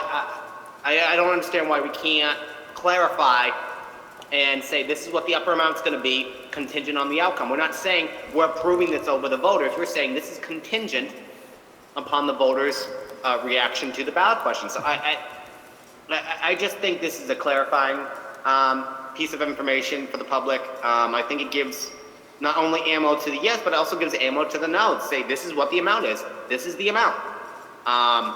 So I personally don't have a problem with that and intend to support the motion in front of us tonight. Thank you. Councilor Adams? Thank you, Mr. Chair. Just to clarify, we did, I believe the majority of the town council did push to have some type of number here for this next meeting. And I think agenda item number 33 does just that. My concern is if you don't put a number here now, and I understand Councilor Lazo's point, numbers got thrown around the other night at a town council meeting because it went 25.7 million. They said, heck, why don't we round it up to $26 million? And what if the majority of us start going, well, why don't we do 27 because we want to add this and maybe 28, and then we just keep, they're walking in there, the residents are walking in there, they're educating themselves right now, regardless of the yes or no. They'll spin it, both sides will spin it wherever they need to spin it to. And, you know, at least they can walk in knowing, you know, I'm willing to spend $25.7 million for a new fire station for the firefighters, for this community, or they're willing not to, and they say no. The beauty of it is the town council, the majority of the town council said, yes, we want the voters to vote on this, we think it's time, and now we're just telling the voters how much it's gonna cost them. And so they can walk in there and figure that out, and they can contact their local town councilor or the fire station search committee or the town manager and review estimates on what their average price will be or cost will be for property taxes. Obviously, it's an estimate, so it takes a few years to build. But I think we did town manager did exactly what we asked him to do. So I have no problem voting yes on this evening, just to move this forward so the residents have an idea how much it's going to cost, or they have an idea that this is what the town council is willing to put out there, and they can vote yes or no on the whole thing. Thank you. Thank you. Councilor Lazo? Yeah, I don't mean to jump ahead to number 35, but in the explanation, it says the estimated total cost of project. I thought when we got done talking that we were going to say up to this amount, not to exceed this amount. Right. Here's where people get confused. And voters, we vote this tonight, they're going to interpret that we voted the money. Why? Now we're going to vote. Now we're going to vote the option. That's why I'm saying the tail can't wag the dog. I mean, we have people saying there are two choices on the ballot. I mean, where did that come from? I've been involved here for a little bit, like my friend to my right, and the voter has the opportunity to vote. And the yes and the no group, the stuff that's going to come out of there to win. When I heard some out-of-town firefighter said, you need a new fire station, I couldn't park my fire truck in your firehouse. That's what I need to read in the newspaper. Instead of dealing with the facts of affordability, deal with the facts of the building, brick, mortar, and the override. I'm sorry, I just disagree. I'm not trying to, I just can't vote for this. Thank you. Could you clarify your question about what you meant about voting an option? I didn't know you were voting an option. I think that's what you said. No, I'm saying we're not voting an option. The option that's being put in front of the voters is one option. Correct. A person on the building committee was on the internet saying... I don't want to talk about that. I'm just going to your comment. Right. I just want to make sure I understand where you're coming from, because I just want a clarification. Is it your understanding that the option being put before the voters was the option that was presented to this town council and voted favorably by this town council to put a fire station on Worcester Street with an opinion of probable cost of $25.7 million? Yes, and I did vote in favor of that. Okay, I just want to make sure. I just wanted that as clarification. Thank you. Councilor Marquetti? Thank you, Mr. Chairman. This vote tonight is not just to inform the resident. This is an authorization for the expenditure. That's what this is. The voters are going to be voting on a debt exclusion, which is going to cause their taxes to go up. The town manager sent me a chart. For the average home value, it's going to go up 6%, and that's just for the fire station. That's on top of our regular taxes. But this item tonight is not just to inform the residents. This is to authorize the expenditure. And I agree with Councilor Lazo. You're putting the cart before the horse. We want to wait, let the residents vote on whether they want to do it or not. And then there's no reason why it can't be brought back to the council afterwards. If they vote yes, then we still have a chance to vote on it. If they vote no, and then, okay, then it's all done. But to me, the voters are entitled to fully know the costs to their household on voting to approve the bond for the fire station. That's what they're voting for, the bond. And Councilor Jovan, you said earlier that several years ago we could have done the same project for $4 to $5 million, and I've spoken to that once before. I think, my own opinion, that's a vague comment. The $4 or $5 million was not to build a brand new fire station. It was just to vote an extension to the fire station. And so... Just a point of clarification. At that vote, when I say $4 to $5 million, I did not say it was to build a new station, and I've stated it at multiple council meetings, and it's written right in the letter, addition and renovation to the current station of 33,000 square feet. Except I was just speaking to what you said tonight. I'm just, as my clarification, I'm not talking a new building. The project itself was 33,000 square feet. Thank you. But, I mean, at the April 5th meeting, you did say you wanted it on the ballot. I do want it on the ballot, Counselor, but also... The cost on the ballot. I would have liked that if it was possible. And okay, so to your point and to the Council Lazo's point, typically, and I'm sure the town manager may be able to verify this or not, but my experience is typically the building committee will go to the town meeting and say, town meeting, will you vote to appropriate X number of dollars for a building project? And most of the times it's contingent upon passage of a 2.5 debt exclusion. We are the town meeting.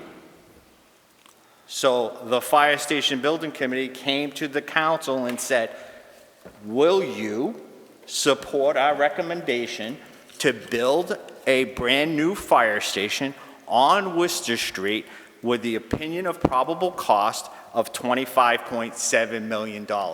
This council voted yes. So now what we're looking for... Huh? To a debt exclusion. That's what we're voting on. Let me finish. Well, you let me finish. You don't let me To a debt finish. exclusion. Go ahead. Go ahead. That's Continue, quite all right, Councilor Jovan. It's just, or Chairman Jovan. It's just that I'm saying that, in my own feeling, this does not feel like, everybody said it's a democratic way, let the residents vote on it. It doesn't feel like that to me. It feels like we're trying to keep the residents in the dark on this, because when they go to vote, all they're going to be seeing is vote on a debt exclusion. The cost of the fire station is not going to be on the ballot. So if you really want to do this, put this on the ballot. In two questions, the fire station and the bond, or vote for this after they vote. So that's all. Thank you. Mr. Chair? Hold on a second. Hold on. I'll go to Council Lazo first. Just a quick scenario. We had an election in town, and we actually voted for a three-part elementary school. We're going to get rid of all the elementary schools. Land was donated by Henry Palmerino for donuts, 68 acres. We voted, went to the town voters for the option of the three-part school with this donation and everything. Passed unanimously, you know, the ballot passes, everybody's happy. A particular councilor got a petition together and petitioned the council to go to the people on the funding of that building. because they thought, the council thought, and the petitioners thought that the people should decide whether they were going to spend the millions of dollars on this three-pod building. I was a supporter of the three-pod. It got voted down. The voters sent two messages. One, I like the option. Two, I don't want to pay for it. Digest that for a moment. Now you have a trash override. They put the number on the ballot at the time. It passes. So, and then we had the the middle high school. We didn't have to go to the people because of the differential between the tax cap, because we didn't raise taxes for 12 years or whatever it was. It was a very conservative time. So when you look at what we're doing, I know what this says. If it passes, that's not the way it's going to be read tomorrow morning on the paper, on the street. We voted the appropriation. Yeah, if it passes, that's not the way it's going to read. I don't want to add any more confusion to a vote on the ballot. We already got people saying there's two options, and the guy sits on the building committee. And I'm stunned because he should be in the know more than me. So for me, I'd like to keep it plain and simple. No appropriation yet. Appropriate it if they pick it. And then, don't add this overtone. This is smoke and mirrors to me. Okay, that's why I'm having a problem with it. Oh, we got to do this and that. We're going to be one step ahead of this thing. Let the people make the call first, then do the appropriation. That's the way it's been going on for years. I don't know why we have to change the channel at this time. Thank you. Councilor Dana? Thank you, Mr. Chair, through you. If you'll indulge me for being a little redundant, the building committee came to us with a solution. We accepted the solution. The people want to know, in order to make an informed vote, how much that solution is. You can't legitimately calculate the costs to the average taxpayer if we don't have a cost for the solution. We have to state a cost definite, because otherwise you can guess. You say leave it up to the people to decide if they want a station, then are we going to decide how much we're going to spend on it and how we're going to add this and to subtract that? No, the Firehouse Building Committee has offered us a comprehensive solution. We accepted the solution as it was presented, and as it was presented is the cost here, the cost definite. And I respectfully disagree with the councilor to my right, my good friend Mr. Lazo. I believe that the people in town are smart enough to understand what the word contingent means, and that I believe that they will understand that if they vote no, they are voting against this solution with this cost definite. If they vote yes, they are voting for the solution with this cost definite. Thank you, Mr. Chair. And Councilor Dow? Thank you, Mr. Chair, through you. I do have a lot of residents came to me and asked me about the fire station, about the cost. And then when I give them the rough numbers and explain roughly how much the tax is going to go up on their houses, there was fine was it. We need a fire station. It's been a long time pushed back. How are you going to tell the people vote on something they don't know the numbers? If you're really concerned, you want to know the numbers, it shouldn't be on the ballot, but you can call, like other council call, call the town manager, call the fire department, watch the meeting on town council meeting. We're talking about the numbers. How are you going to put the fire station to be approved and no numbers? So tomorrow, if the residents vote for it and tomorrow say, well, we need $35 million, what are you going to tell the residents? So I think that number should be approved tonight, subject to residents' approval. Thank you. Thank you. Mr. Town Manager? So if I may, Mr. Chairman, I pulled up two things while people were talking.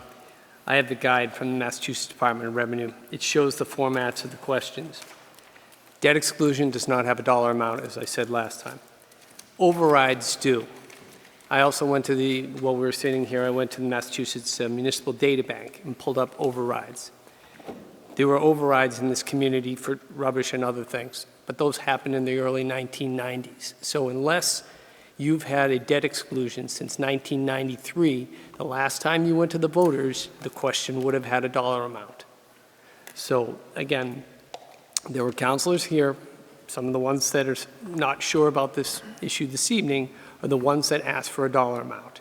So we either do an appropriation afterwards, and that way people don't have, they have to rely on their own information to go out and find this dollar amount, or you do a contingent appropriation and establish the dollar amount. That was the takeaway I took from the last meeting. And again, you can do it either way. You can put the number out there, or you can just wait for the vote and then do the appropriation later on. So this is an appropriation followed by the authorization. The authorization is contingent on the outcome of the election. It's not much different than what we did with the bond offering a couple of weeks ago. There was an appropriation and authorization. The only difference is that middle part that says, provided, however, the appropriation and debt authorization is contingent on the passage of Proposition 2.5 debt exclusion referendum. Thank you. Councilor Steves? Thank you, Mr. Chairman.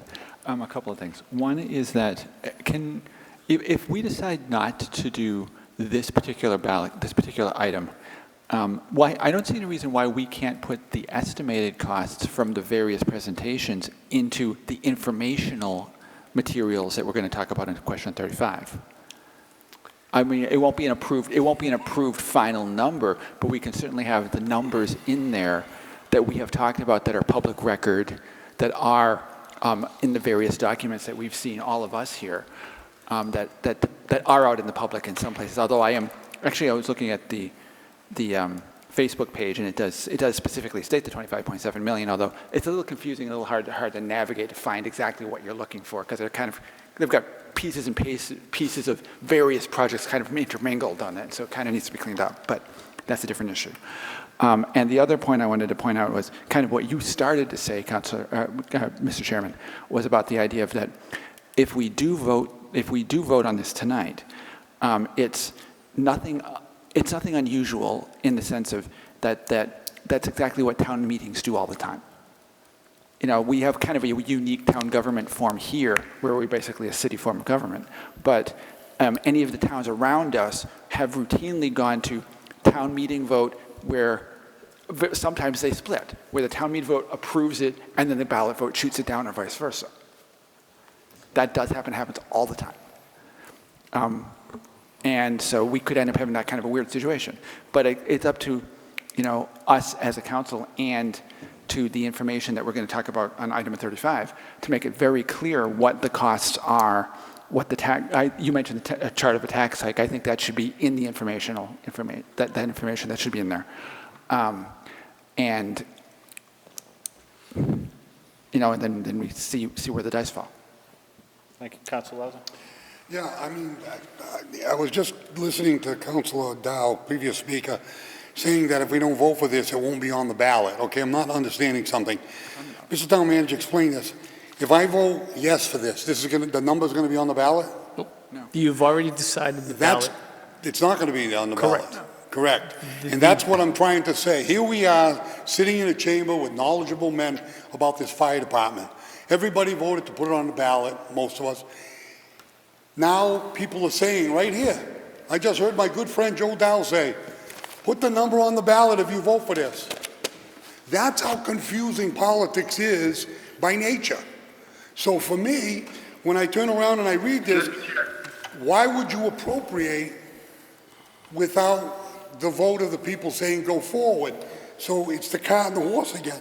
I look at the next page, and it says explanation. Is that going to be on the ballot? No. So what we're voting is the appropriation, and I understand it. I do not want to confuse this any more than it is already starting, okay? I've seen this happen with the new middle high school. I've seen this happen with all the ballot questions. Let's talk straight to the people. We need a fire station. That's the number, and there it is. And let the political campaign. You don't think the people know? Right now, I can go into a coffee shop in Southbridge, and they know 25.7. They know the number. They don't quite know what the tax hike is. That's usually what we put on the salesmanship of the thing. What does the final number translate to my little home on Ellis Road? It's so much per thousand, this is what you have to pay. Are you willing to pay? My call. When I close the curtain, I do my vote. That's why I can't vote for this tonight. It's not that I'm against the fire department. Do nothing's not an option. I'm in for the long haul when it comes to the fire department. I just think this is a cart before the horse. Thank you. This question will not put the number on the ballot, just for clarification. No. Mr. Chair. I have a question, I guess, from my councilors, fellow councilors and colleagues. If we don't do this appropriation, and I understand the point, we wanted to make sure that we had some kind of commitment.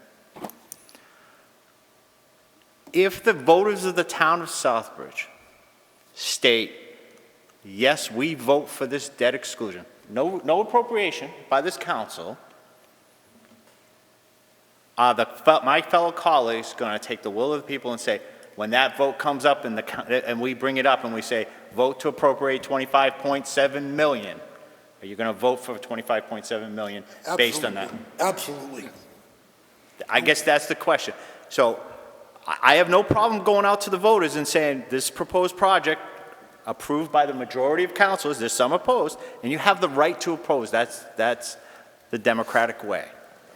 But if this council's going to say, we accept the proposal of the Fire Station Building Committee, and if the voters of Southbridge state yes to a debt exclusion, when the town manager comes before this body after June 8th and says we need an appropriation of $25.7 million, do we have the commitment of these councilors to say, yes, we will? Mr. Chairman, every ballot question that was voted, whether you agreed with it or not, I don't know of any person in the time that I've been in politics ever voted against the people. A ballot question, they wanted the trash. Trash passed. The schools didn't. We were stunned. All those in favor, you appropriate it. The final power is the people in the ballot. If they direct their government to do something, we are there to do it. But to me, I want this thing to have a fair, clear shot. And that's why I voted for it. And I know I talked to the chairman privately. I said, the building committee's got a lot of hours in here. This is, in your heart of hearts, the best option. Put it on the ballot. Let the people decide. If they tell me they want it, I'm voting yes for this right after the vote. Councilor Dow? Mr. Chair, thank you through you. Councilor Lazo, I never say I want the number to be on the ballot. This misunderstood somewhere in here. I say if the people want to know, they can call the fire department, they can call the town manager, they can watch the meeting. I never say I'm going to put it on the ballot. But if the people go to vote for it and ask you, if you're standing there and ask you, how much approximately is going to cost you, the fire department, what are you going to say? I don't know yet. And if you tell them 25 and then they vote yes and then they come back and do the budget again, it's going to say 35,000. What are you going to tell the people? I didn't know when I told you 25. I think we should vote for that. Doesn't mean we're giving the okay. And after the people vote yes or no, then we go forward. I think we should approve that tonight. And I never say that number should go on the ballot. Thank you. Thank you. Did you have your hand? I do. Yeah, Chair, if you thank don't you. mind. So there's going to be people out there that are going to do exactly or say exactly what Councilor Lazo is saying. I agree with that. There's going to be there's going to be a number of people going out there and saying we're not transparent because there's an open checkbook on June 9th with, like I said, somebody brought up 26 million. Why not round it up to 30 million, even it out? So there's going to be those people out there. Hopefully people are informed, asking the right questions and all that kind of stuff. And I know it's a hot topic and rightfully so, a lot of money. But if the council's willing to vote tonight or say without an actual official vote, I will guarantee you I will vote for $25.7 million on the 9th of June because the people said yes, then why just not vote on it tonight? It's it's already in here. It's already on the agenda. Why not just do it tonight?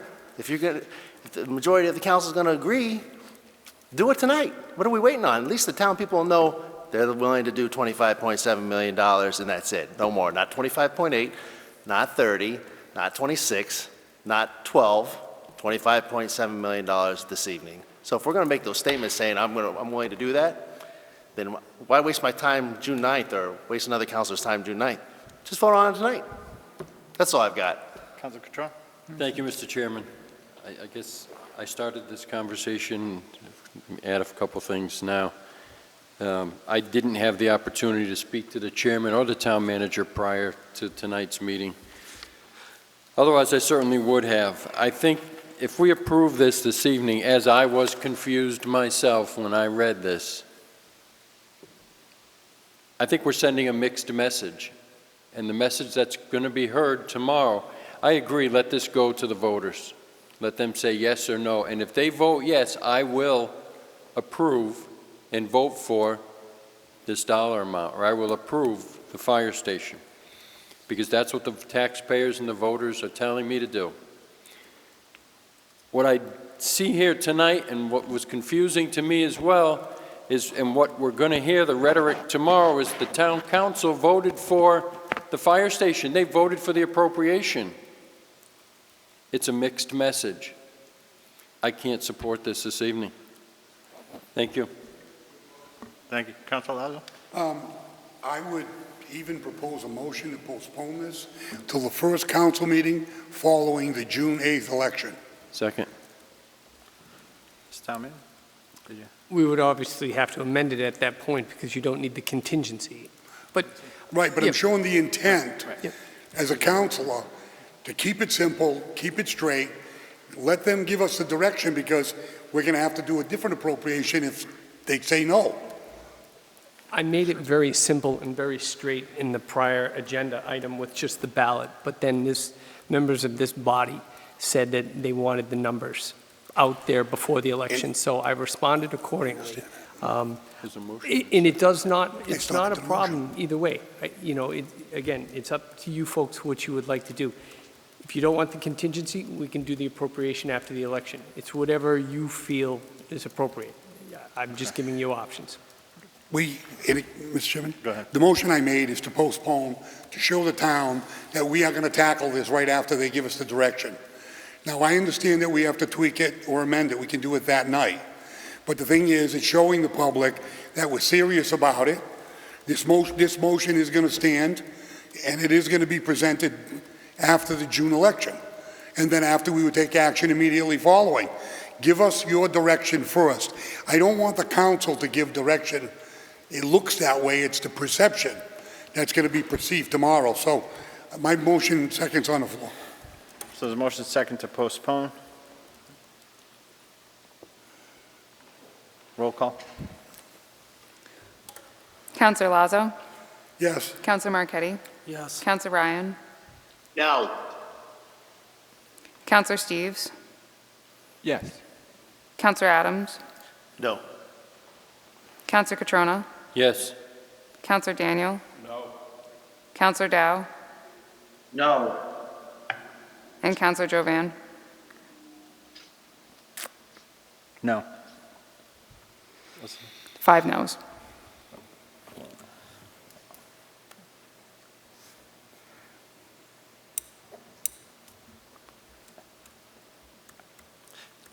I don't know, I understand the intent.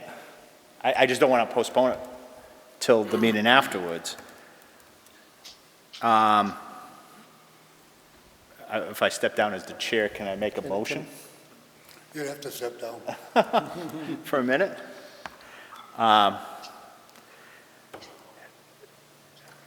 Okay, so I'll step down from it, if you want me to move to a different thing. No, but- it's- I think I would like to make a motion to amend this, that the town council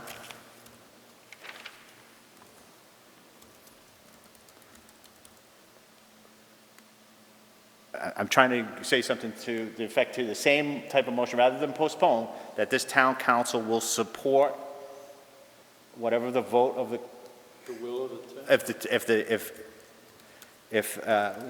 The town council will support a dollar amount up to 25.7 million.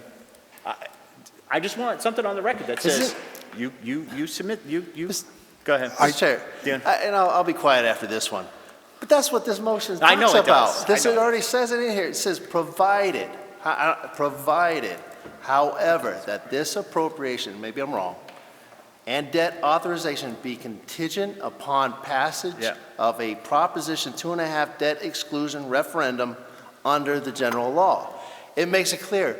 It can't move forward. If they say no, They say no. they say no. I get you, yep. So and I'm done. Thank you. Yeah, I appreciate it. I think our voters are smart enough that they would figure that out. Any further discussion on this? Seeing none, roll call. Counselor Marquetti? No. Counselor Ryan? Yes. Counselor Steves? Yes. Counselor Adams? Yes. Counselor Catrona? No. Counselor Daniel? Yes. Counselor Dow? Yes. Counselor Jovan? Yes. And Counselor Lazo. No. Motion carries. Item 34, vote to accept Mass General Law, Chapter 53, Section 18B. Mr. Chairman, Yes. based on my conversations with town council, I would like to withdraw this agenda item. And let me give you a little backstory. It ties into Councilor Marquetti's questions earlier, in some of his comments.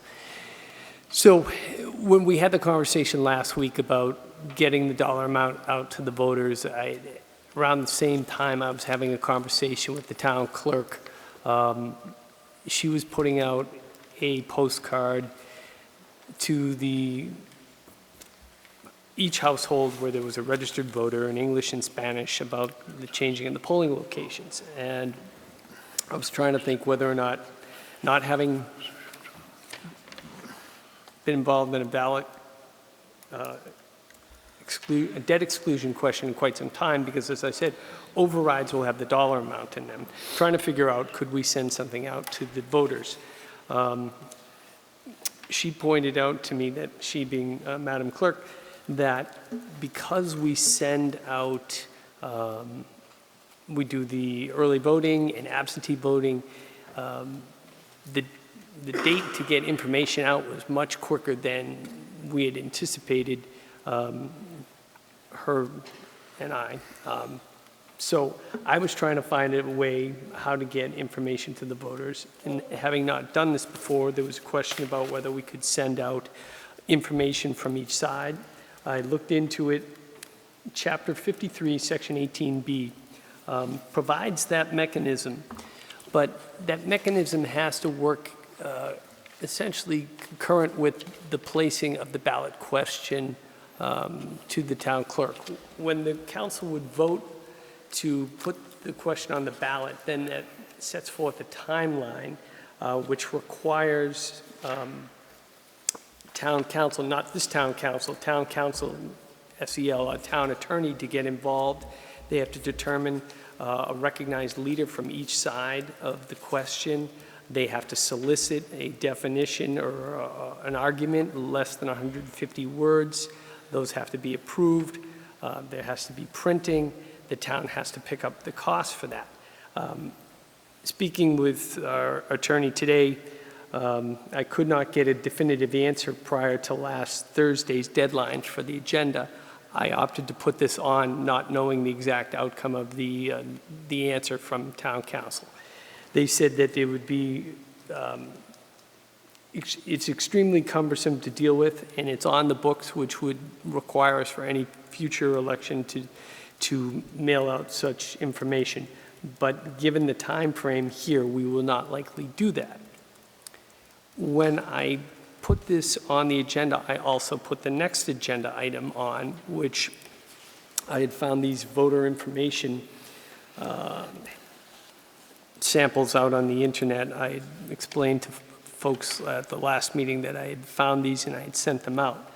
What I had since found out, and now we're segueing a little bit into agenda item 35, is that Some of these were placed merely on the town's website because as part of the campaign finance laws, the town is not allowed to use monies to influence the election. We can put out information. So we could put something right on the clerk's page, and we could put a link on the town's main web. Hold on one second. Hold on one second. My iPad died here, so.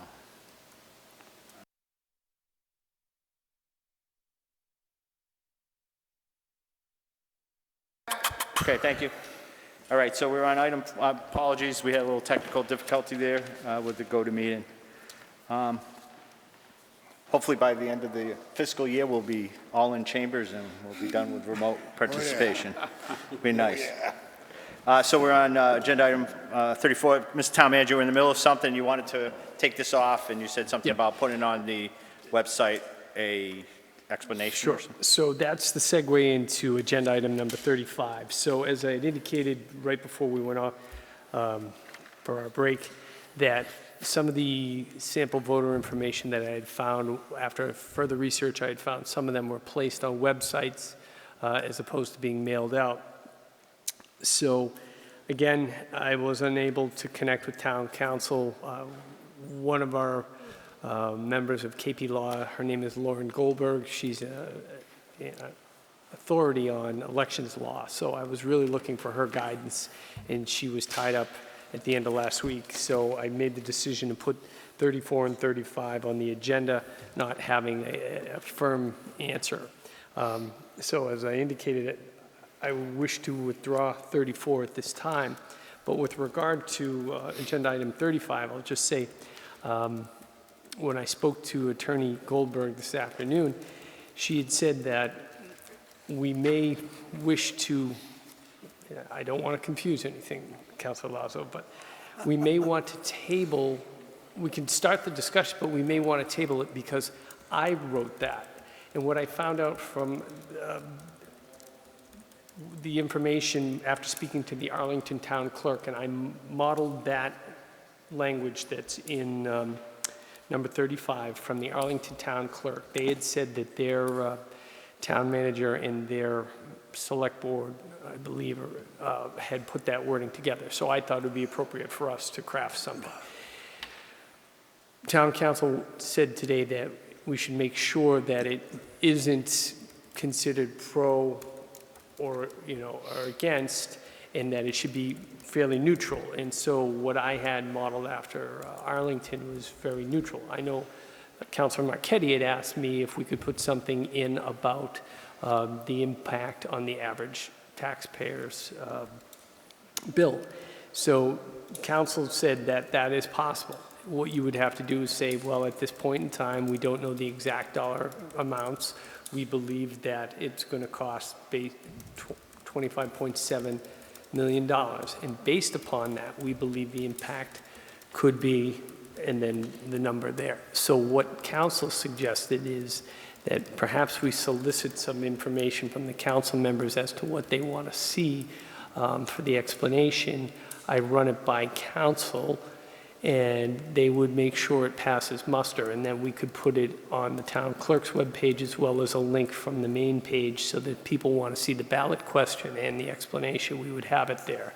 And we wouldn't be utilizing town funds, and we wouldn't be running afoul of any campaign finance laws for spending money and or sending out anything, but it would be there for people to download, and other people could then disseminate it on either side of the question.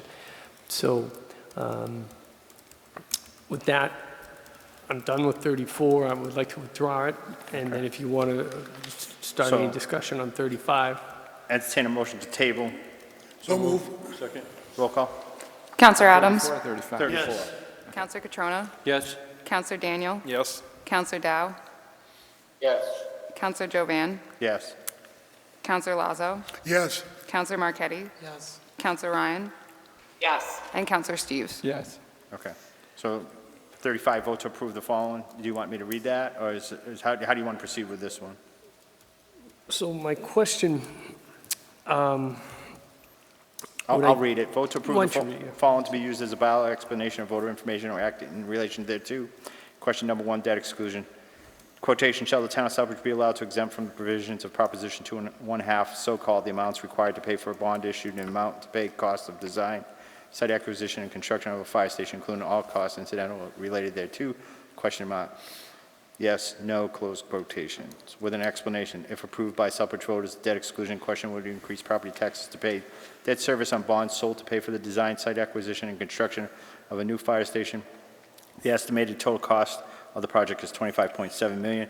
The tax increase will remain in effect until the bonds are fully paid. Is there a motion for discussion? For discussion. For discussion. So moved. Second. Second, okay. I thought that was the appropriate way to do it, so we could have discussion. Yeah. So if we wanted to expand that, I don't know if we would amend this to say subject to approval by town council. And then if anybody wants to make some amendments here or send it in, I'm not exactly sure how we would do it from this point in time. I know So council- when you say town council, Yeah. this council or legal council? I'll start saying our attorney has suggested that if there are any changes to be made, that they be approved by the attorney, so that we don't have any issues with campaign finance laws or anything of that nature. I know Councilor Marquetti has his hand up. I think what he's looking for and may be appropriate is something that explains the tax impact, and I know Councilor Steve had mentioned that. So I don't know exactly procedurally what we would do here, but maybe it's approved subject to additional information that would be approved by the town attorney relative prior to publication. And that way we could solicit any additional information. And I don't know if you want to discuss what you want to have here, and then we submit it to town council for final review. Okay, thank you. Councilor Marquetti? Thank you, Mr. Chairman, through you. The only thing that I asked is that after the words would increase property taxes, to add the words by 7% to pay debt service on bonds. So that's where I wanted to add it. You didn't get back to me, so I don't know what your thoughts are on that, if it's 7%, or if you wanted to put something like between 6 and 8%, whatever, but that's where I wanted it, right there, after the word increase property taxes by 7% to pay debt service on bonds sold to pay for the design, and so forth. Mr. Town Manager, I mean, is there a percent like that, or is it I mean, I know our town treasurer collector had done a cost analysis on that with what the average increase would be on that bond amount. Could you just respond to that 7% versus what that explanation would be table-wise? I mean,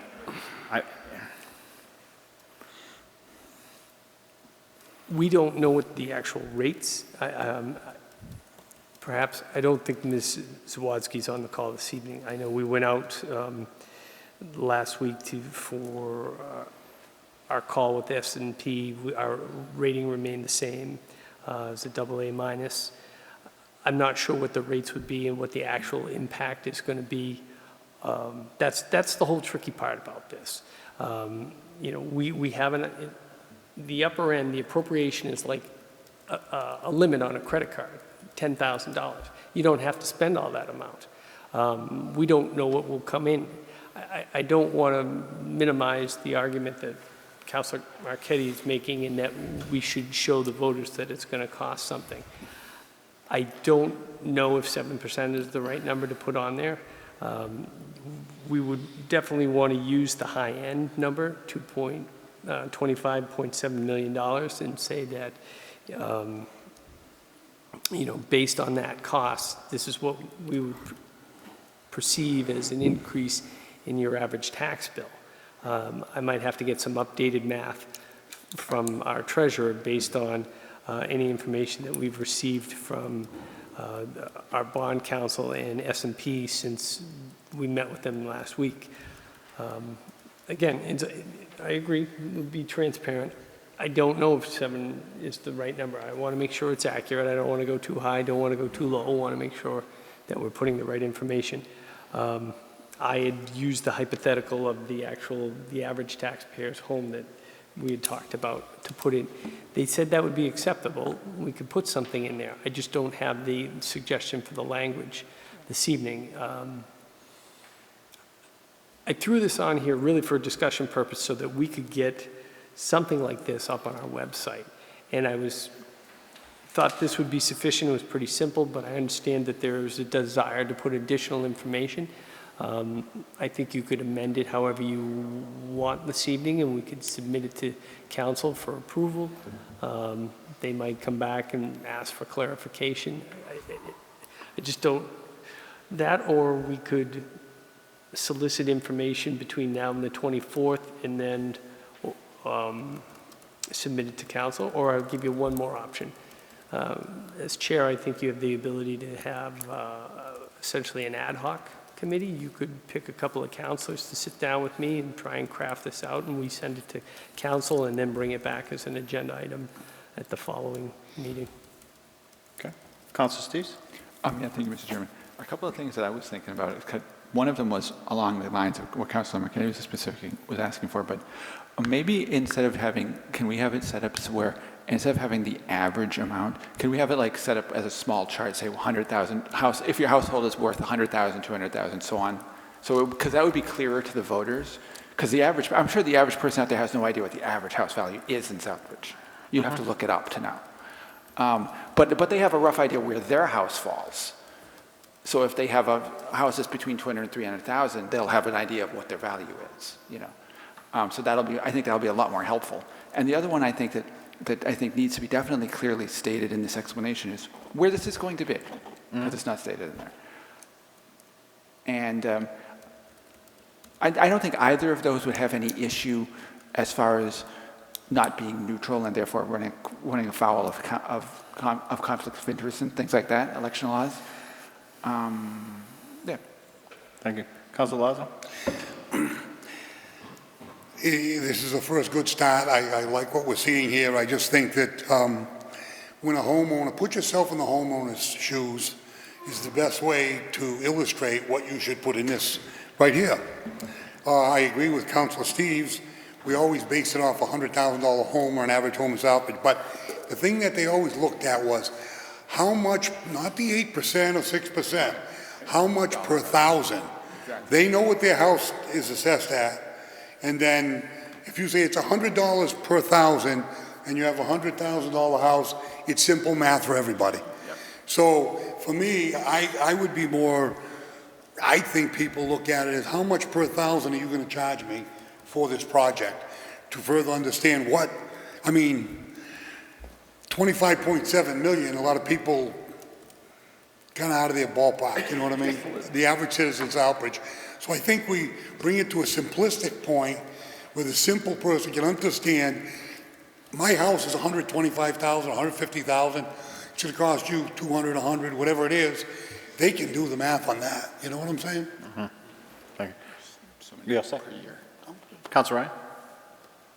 Thank you, Mr. Chair. Through you, I would actually agree with former Speaker Councilor Lazo. I think having a table per 1,000 people, that's pure money that way. People are going to understand it. They're going to be able to compare it to their own home value and easily get the concept. So I think that is something I would want. I also understand what Councilor Steves is proposing. I wonder if there was a way to have both on there, or if that would make things too complicated.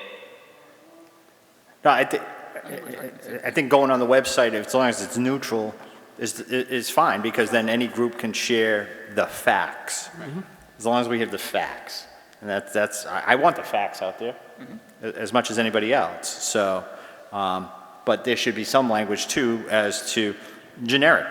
This vote will replace a 122-year-old fire station with a modern whatever, or somehow, whatever will pass legal counsel, because it is an old station, but whatever we can do, located on Worcester Street or whatever.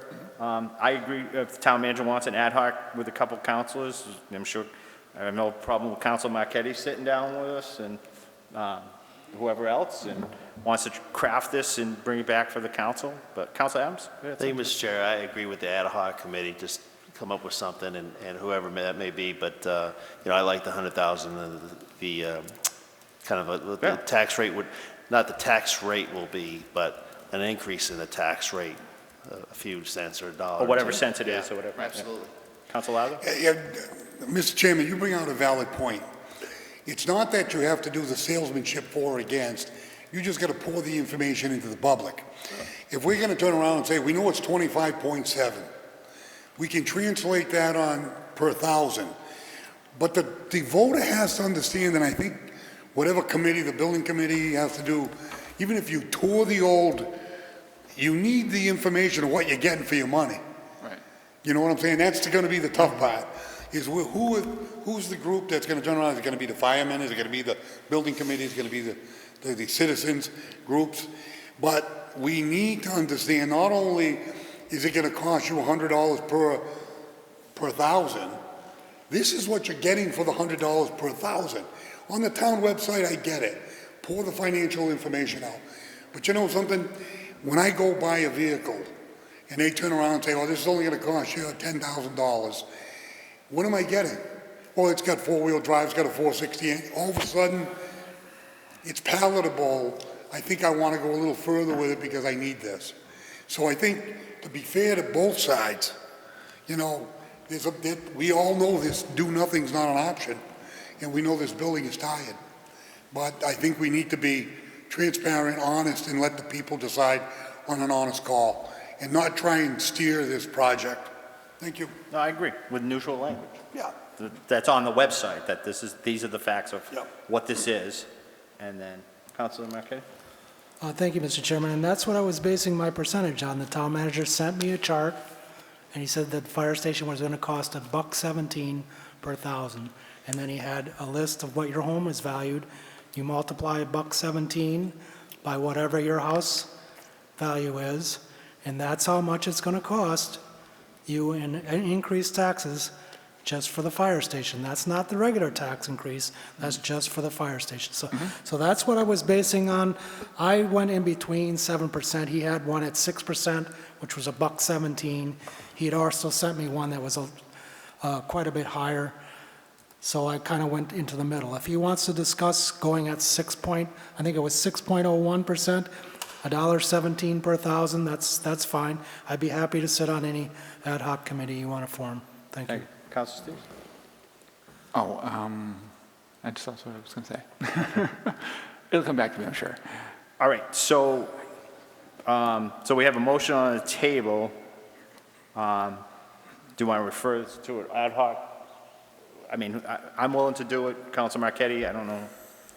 I think we're in discussion only. I don't think we made a motion. There is no motion. There was a motion, yeah. Oh, no, we were in discussion only, yeah, that's right. Yeah.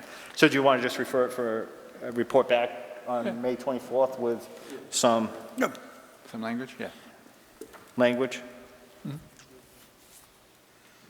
My Okay. only What's that? other thought, Mr. Chairman, is the election is less than 30 days away. And I know it's, our attorney had said, they would be willing to review it.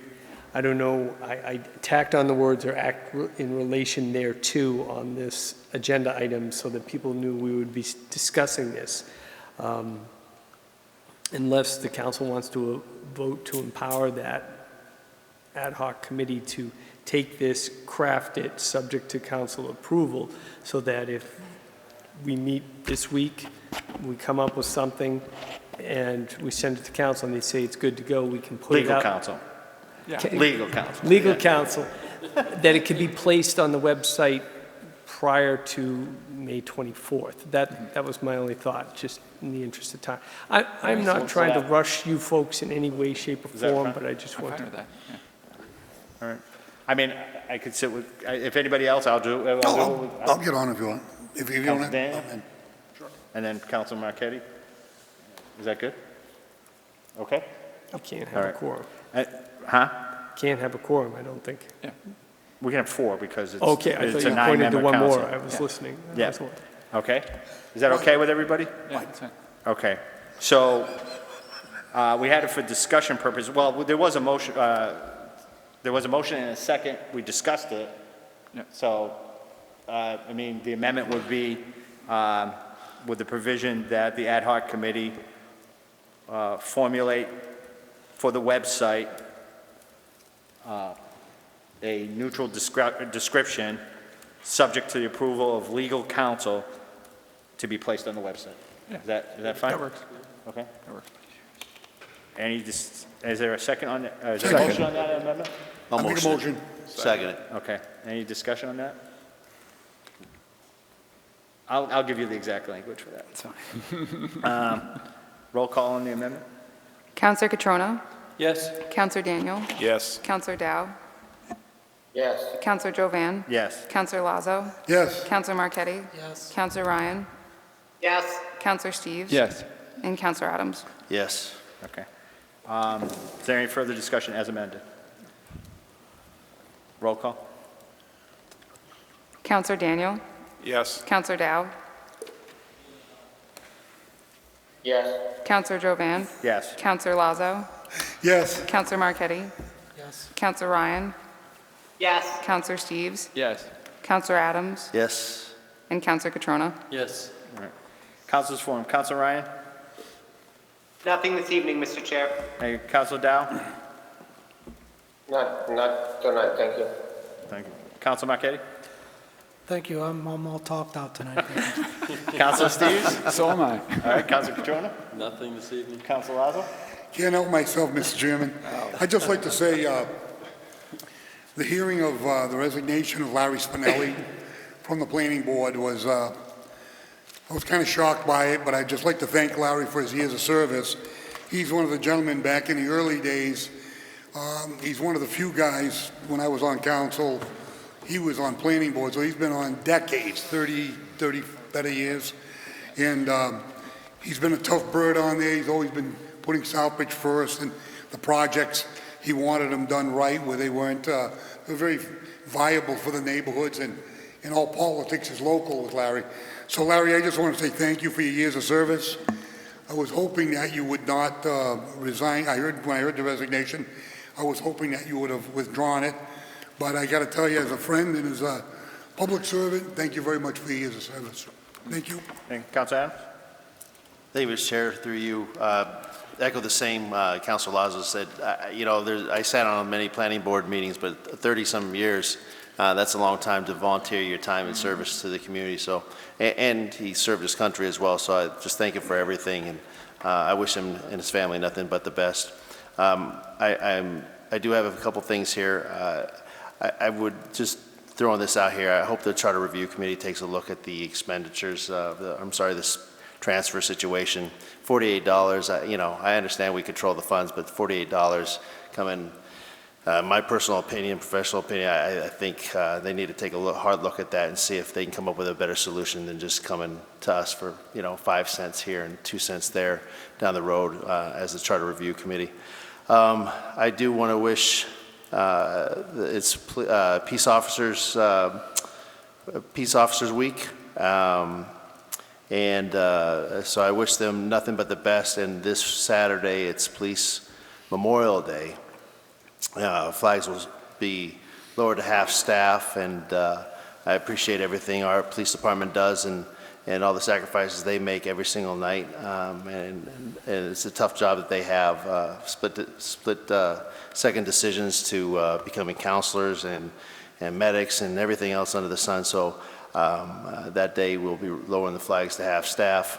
I do want to say Central Street Plaza this weekend was pretty big hit, actually, for not being promoted or marketed that much until the last possible minute. And I understand why they did it, because of COVID, and it's kind of like a soft opening to see. The band was great, the drums were great, and I do know there was a lot of hits on just the one song that I did a Facebook Live on. I think it's close to 800 views already, just doing that.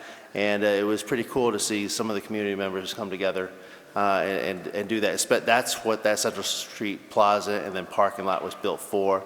And hopefully we will have better I've already mentioned that I hope that the advertising will go out a little bit sooner so we can really advertise this and get a lot of people downtown areas, since we're spending a lot of money down there, or everybody's spending a lot of money down there. And last but not least, I do want to give a big thank you to Olivia, the intern, and Peg Dean as well. Also, Memorial Day is coming up on the 31st of May, and we're going to be, and I will send this out, and I'll send an invite to all the counselors as well. It will start off at the Common, move its way over to the Gold Star Mothers, and then move its circle, and then move it, or I'm sorry, the Rotary, and then move up to the Honor Roll, where it will end there. So we should be, it should go from 10 to about 11:30 with 4 speakers, and obviously pay tribute to the fallen this past year. But I will get that information out, put that on social media, and that's all I have, Mr. Chair. Thank you. Thank you. Councilor Daniel? Forgot your name. Thank you. Thank you, Mr. Chair. Through you. I'd just like to take a moment to say that I've been voting since before Councilor Lazo got out of high school. And in all those elections, I've backed a few winners, I've backed a few losers, but I've always had faith that the people would make the best decision based upon what they found to be the important aspects of the election. And I have that faith and confidence today in the citizens of Southbridge. I'm sure that regardless of the discussion that you've heard today, that you'll be able to sort through the information that you've gotten and make a good, sound, solid decision based upon what you feel is most important to you and based upon what you feel is most important to your family. So I have that faith in you, and I trust that you'll make a good decision. And regardless of the outcome, I will support your decision, the voters of Southbridge. With that, our next council meeting is regularly scheduled for Monday, May 24th, 2021. Thank you. I entertain a motion to adjourn. Second? Roll call. Counselor Adams? Yes. Counselor Catrona? Yes. Counselor Daniel? Yes. Counselor Dow? Yes. Counselor Jovan? Yes. I said Yes. Counselor Jovan, Yes, sorry. but Counselor Lazo? After him, so I figured he would. He's a he's yes. pausing. Counselor Marquetti? Counselor Ryan? Yes. And Counselor Steves? Yes. Thank you and have a good evening.